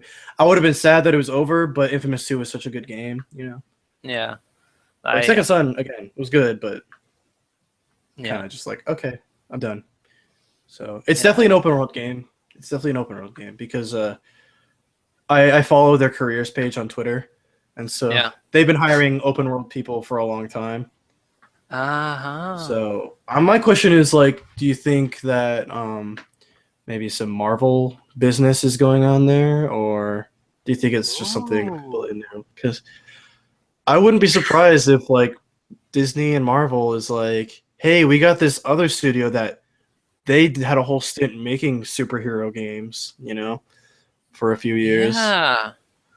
Because that's what I was surprised. Because the rumor for Spider-Man was that Sucker Punch was making Spider-Man. That was the rumor. And then that was why, like, when they announced Insomniac Spider-Man, everyone went, really? Like, Insomniac? Yeah. Okay, that fits way better, actually. But still, like, the rumor was Sucker Punch. So I'd be interested. Like, an Iron Man game would be fun. Oh, yes. I love Iron Man. I'm a big so, like, open world Iron Man game, that'd be... Because, like, but then Sucker Punch is really good at the mobility and the shooting. At, you know, like... Playing Infamous 1 or playing Infamous 2 and Second Son, they really nailed the feeling of like movement and action at the same time. Yeah. So it'd be really cool if But then I mean, think how much you could do with Iron Man, really. I mean, it's different suits flying around. I don't know if you could make a whole game on it, honestly. Yeah. Because there would come a point where you're just like, okay, the gimmick is done. Yeah. Where Spider-Man, it's like, no, I loved Spider-Man 2, so give me that. Give me just a continuation of what Treyarch did with Spider-Man 2 on PS2. Yeah, exactly. But I don't. Or they could be making a DC game, or they could just be making something completely on their own. Yeah, complete new IP. That would also be very interesting. I'm excited either way, regardless. I just don't want it to be Sly Cooper or Infamous because it's like you guys leave that behind now. Yeah, it's like if you're gonna make a Sly Cooper or a Jak and Daxter game or whatever, or a Crash game, leave that to another developer. Like, people are like, I wish Naughty Dog would just make Jak and Daxter again. It's like, no, why? They're making Last of Us. Did you really play Last of Us and go, yeah, but Jak and Daxter though? It's like, bro, like, Jak and Daxter. Let someone else make Jak and Daxter. Let someone else make Sly Cooper. Insomniac, they made the Ratchet and Clank game, but again, it's like, you know, it was really good, but I'd rather them make like Spider-Man or Sunset Overdrive or something like that. But I mean, as much as I love Jak and Daxter and as much as I play them, I don't really need another one. You know what we need? What do we need? I'm gonna get really. This is a deep. This is a deep cut. This is a deep cut. PS2 cut. We need another Tech and the Power of Juju game. Bring it on, Nickelodeon.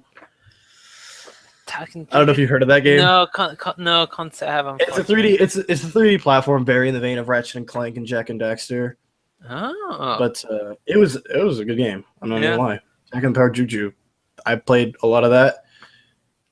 Give me some of that. Give me Tac 2, baby. boom. No, don't do it. Don't do it.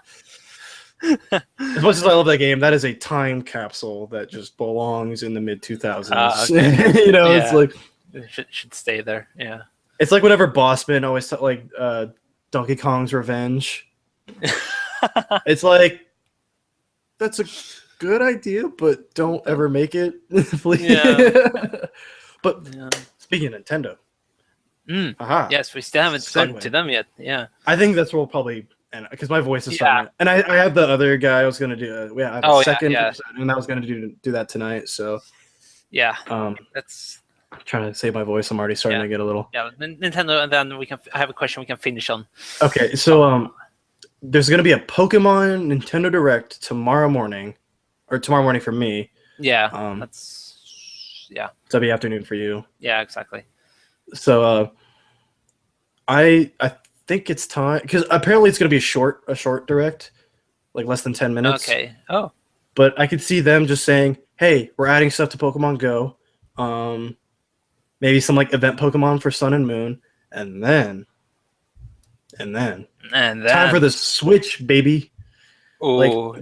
they got it. Like If they put up a Pokemon on Switch, I'll go out and buy Switch tomorrow. yesterday even. Yeah. Yesterday. Yeah.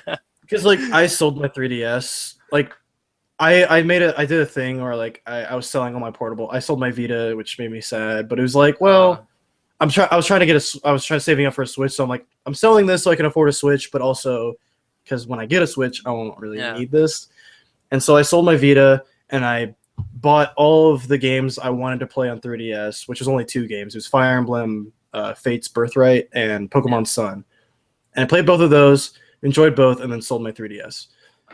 And so I would love to just have a Pokemon game on the Switch. So it's like, yes, I now I don't feel as empty inside for selling my 3DS. Yeah. And this is on the Switch. You just make it bigger, and like It could literally just be a 3DS looking game on the Switch, and I wouldn't mind. yeah.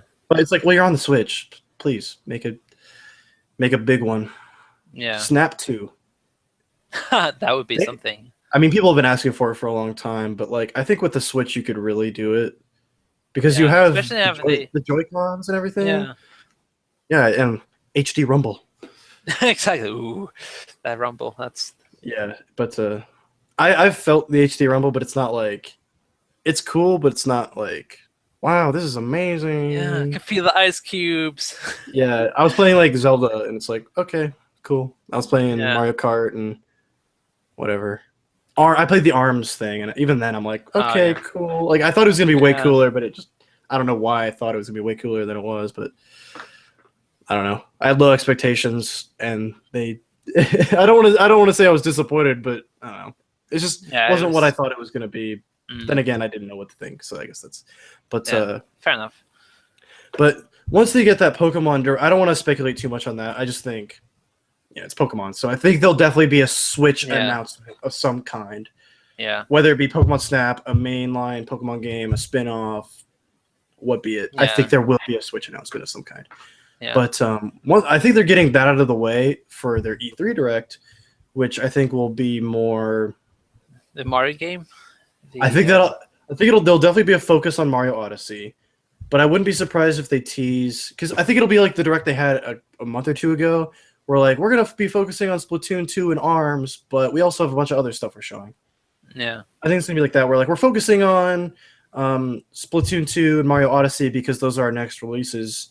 I mean, ARMS would be out in a couple days, but they just had like the ARMS Direct. So I think they could definitely go hard on Mario Odyssey and Splatoon 2. But even then, they've already kind of done a lot for Splatoon 2. So I think like Metroid could be a thing. I know everyone says Metroid, but I think like I don't know if they're going to go back to Star Fox because, like I said, Nintendo's No, kind of the that, people who are like, the, they see negative reception, they go, okay, you don't want this. And it's like, no, we Yeah. want this. We just want a better version of this. But yeah. they kind of don't see that. But I heard the ending of Metroid Prime Federation Force teases a new Metroid Prime game. So Interesting. hopefully, maybe Prime 4, maybe. Yeah. I wouldn't mind if they released like a not a spin-off, but maybe like a $20 2D side-scrolling Metroid, like Metroidvania Yeah. Metroid game. That'd be really cool. That'd be really, really cool on Yeah. the Switch. Just say goodbye to the 3DS, Nintendo. Just stop. Hey, Pikmin. Yeah. No. Sorry. Kirby games. Yeah. It's like Kirby. Stop. No one wants the 3DS anymore. Like, and then they announced the new 2DS. It's like, guys. It's how many different handheld do they have out now? It's like Yeah. it's It was the ridiculous. new 2DS. Yeah. So it's like, It's just getting it's like, yeah. guys. It's becoming too much now. Yeah, so just forget. Well, and then I could also see them announcing like a Super Nintendo Classic or the Virtual Console. Virtual Consoles, Yeah, I was thinking that is probably coming. Then because they talked about their online service. yeah, I was just gonna And how get to that. Yeah, they're gonna have it be like old PlayStation Plus, where when you have this service, you get a like kind of an archive of games to play yeah, instead of like one every month. Because like that's how PlayStation Plus used to be. There was a game Yeah, in the library. beginning. Like I think like DMC, Devil May Cry was on there, BioShock Infinite, Tomb Raider, and stuff like that. There's like and Uncharted Golden Abyss. There's some like really good games in there. I'm like, holy crap! Why do Yeah. more people not have this? So it would be really cool to have that. But I think they should also just have the virtual consoles. So you just own the games that you want. yeah, Because I think they said it'll be limited to NES games. yeah. The It's instant really library. weird in the beginning. Yeah, And so, like, yeah. have the virtual console be Nintendo 64, Genesis, I don't know, Saturn, GameCube. Just put GameCube. Yeah, virtual open console? it up. Like, come on.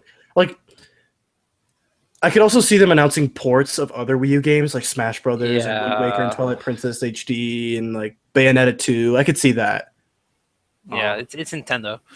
Yeah, because like they did it with Mario Kart, so why not do it with Smash Brothers? You know? It's like, Yeah, it seems because it's even called Super Smash Brothers for Wii U and for 3DS. So why not just call it Super Smash Brothers for Switch? Like yeah, it's right there. So I think they were kind of planning ahead with that, honestly, by just calling it Super Smash Brothers for blank. yeah. Or maybe they weren't. It was just they got lucky. But Yeah, someone had like a streak. yeah, I could see ports of Wii U games, and I could see Virtual Console that includes GameCube. Yeah. Have Wait. Melee on the Switch? Like Mm, that's spicy. that Melee on the is- Switch would be spicy. But it'll be hard though. And I mean, if you're gonna Sunshine? have to yeah, I could see Sunshine. I Or could. just remake Sunshine, but I mean, I don't know why they would do Yeah. that because they don't want anything to compete with Odyssey. No. Um, Wait, what do you think about Monster Hunter? I'm not a Monster Hunter fan really at all. Nah. Nah, never clicked with me. I tried the one on 3DS. Like I got the demo beta or whatever. Yeah. I thought I just wasn't having fun with it. So No, fair enough. Yeah, it's quite grindy. It's yeah. Oh, it's just I don't know. It's just not for me. yeah. No, fair enough. World for a game to really grab me, the world needs to be something I'm Yeah. super interested in. And that world just didn't interest me. So like that's how I felt about Don't Shoot Me, but The Witcher 3. I was like, I like this game, but the world just isn't I like this game. There's a lot of cool stuff Yeah. going for it, but the world itself and like the characters and the monsters and whatever, I'm like, I'm not interested in these. Whereas a game like Middle Earth or Skyrim, I'm like, yes, I love these worlds. I love everything Skyrim. about them. I have think logged Skyrim's way better too than many Witcher, hours to but that's- Skyrim. But Yeah. oh, and Skyrim on Switch, so I could see that being at Oh, yeah. Nintendo's That there Direct. will definitely be something. And then release because that's supposed to be this year, so I could see a release date for that, yeah. or a Bethesda's. Oh, Bethesda's! Oh my god, it's only We need to go for another hour. Oh my god. No, but this yeah. Oh, another Skyrim or not another Elder I think Scrolls. Skyrim Switch will please. be at Bethesda. Yeah. That seems like a Bethesda because if Mario Rabbids is at Ubisoft, I think Skyrim Switch will be at be Bethesda. yeah Wolfenstein, Yeah. Evil Within 2. Oh yeah. I'm more excited for Wolfenstein, but Yeah. maybe. Well, main Bethesda Game Studios, I don't think is working. They said they're working on something new, like that's not Elder Scrolls or Fallout. Oh yeah. So I think well, there's Bethesda Montreal, which they established a couple of years ago as a studio. I think they're working on an Elder Scrolls game. That could be, yeah. And then I think main Bethesda is working on something new. Yeah.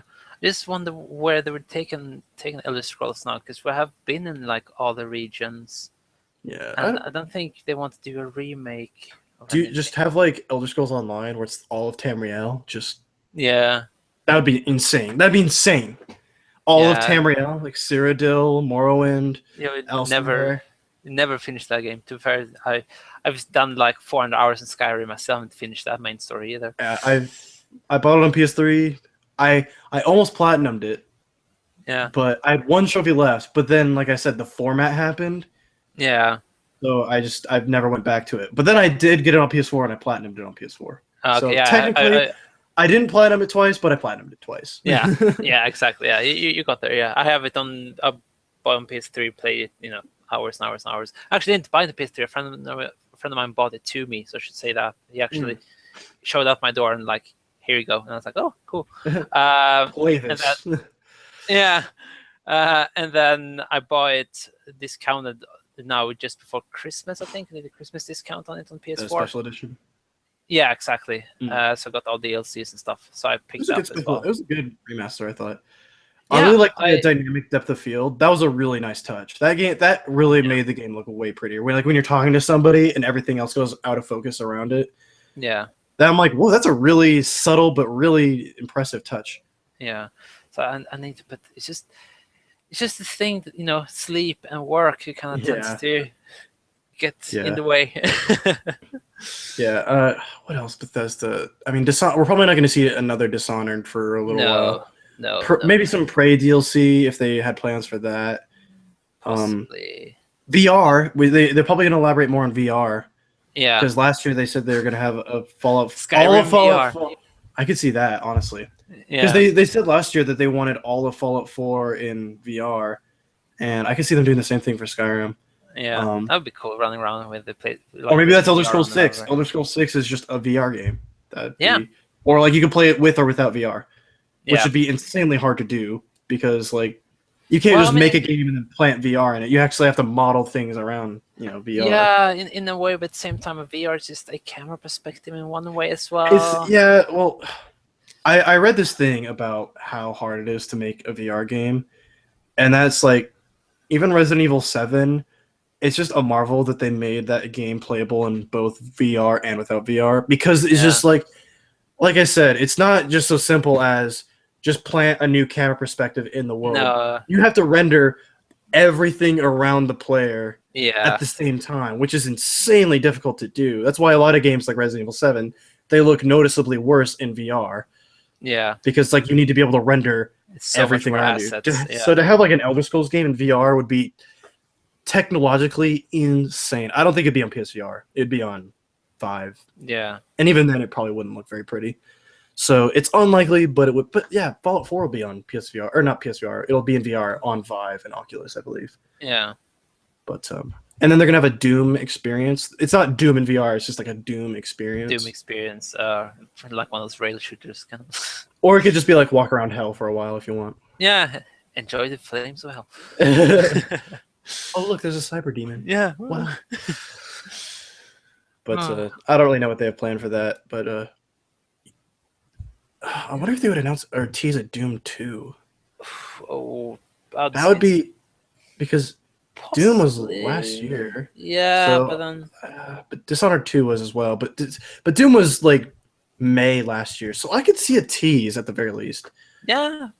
But Bethesda likes to because there was a great point brought up on there's either Frame Trap or the Easy Allies podcast where, or maybe it wasn't even it was some sort of podcast where every single game they announced or showed at E3 last year, Bethesda, it's out. Like it's out. You can play it. That was the ESA podcast. Yeah, so that's out, and that's out, and that's out. Yeah, so it's like I don't know if they would tease something if they couldn't release it before next year. But this could just be a different Bethesda.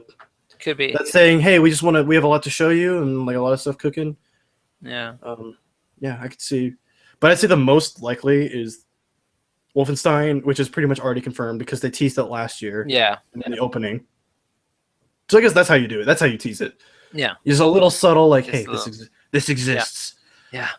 Not like here's the game. Just hey, Yeah. Doom 2, guys. Keep this in mind. Yeah. But Wolfenstein is guaranteed. Like, I bet my life on it. Evil Within 2 is more than likely, I'd say. Like Oblivion. I don't know if they're publishing anything Oblivion is making, because Oblivion is working on a new game. Yes. But I don't know if Bethesda would publish that because Oblivion made Fallout New Vegas. Yeah. So maybe they're making a Fallout game, but also the image they teased seemed to not suggest Fallout. So yeah, that Oblivion teased, I mean. Yeah. So it's probably it could be something. It could be small. Bethesda published, but it could just be something completely different. Yeah. So it's hard to say, but Quake is in beta. That's the only thing that's not out in a full release. Yeah. But like that's in beta, so it's been playable. Yeah, exactly. So I could see them doing like release date for Quake, Evil Within 2, Wolfenstein: The New Colossus, VR, DLC for Prey, maybe. Yeah. Maybe a tease of something. Yeah, maybe something new. Something. Yeah, a new IP I could see maybe. Yeah. Because Bethesda Game Studios, like the main team, has been silent since. I mean, they were making Fallout 4 DLC and they made the Skyrim remaster, but like those are definitely more side projects. Yeah, it must have something. Like they still take work to make, but like it's not like the whole team's working on Skyrim Special Edition. Yeah. So they're obviously cooking something up that may or may not be shown.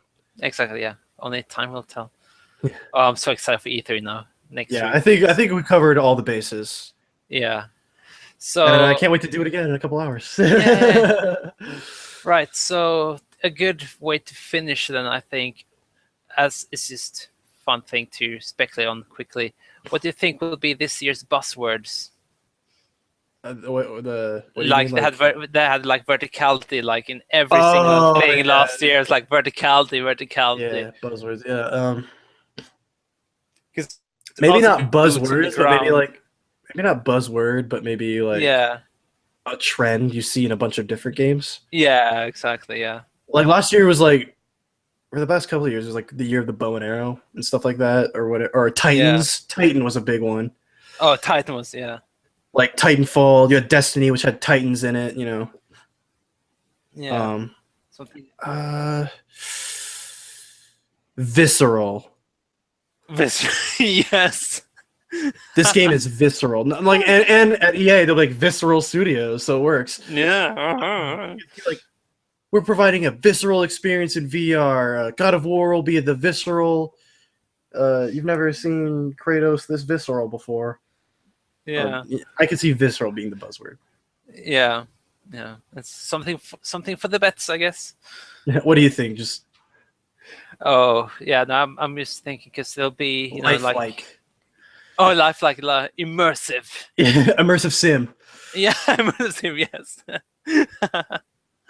Yeah, no, because then Call of Duty is always about boots on the ground. That's also why I think visceral. Like, yeah, Call of Duty World War II will be a visceral experience.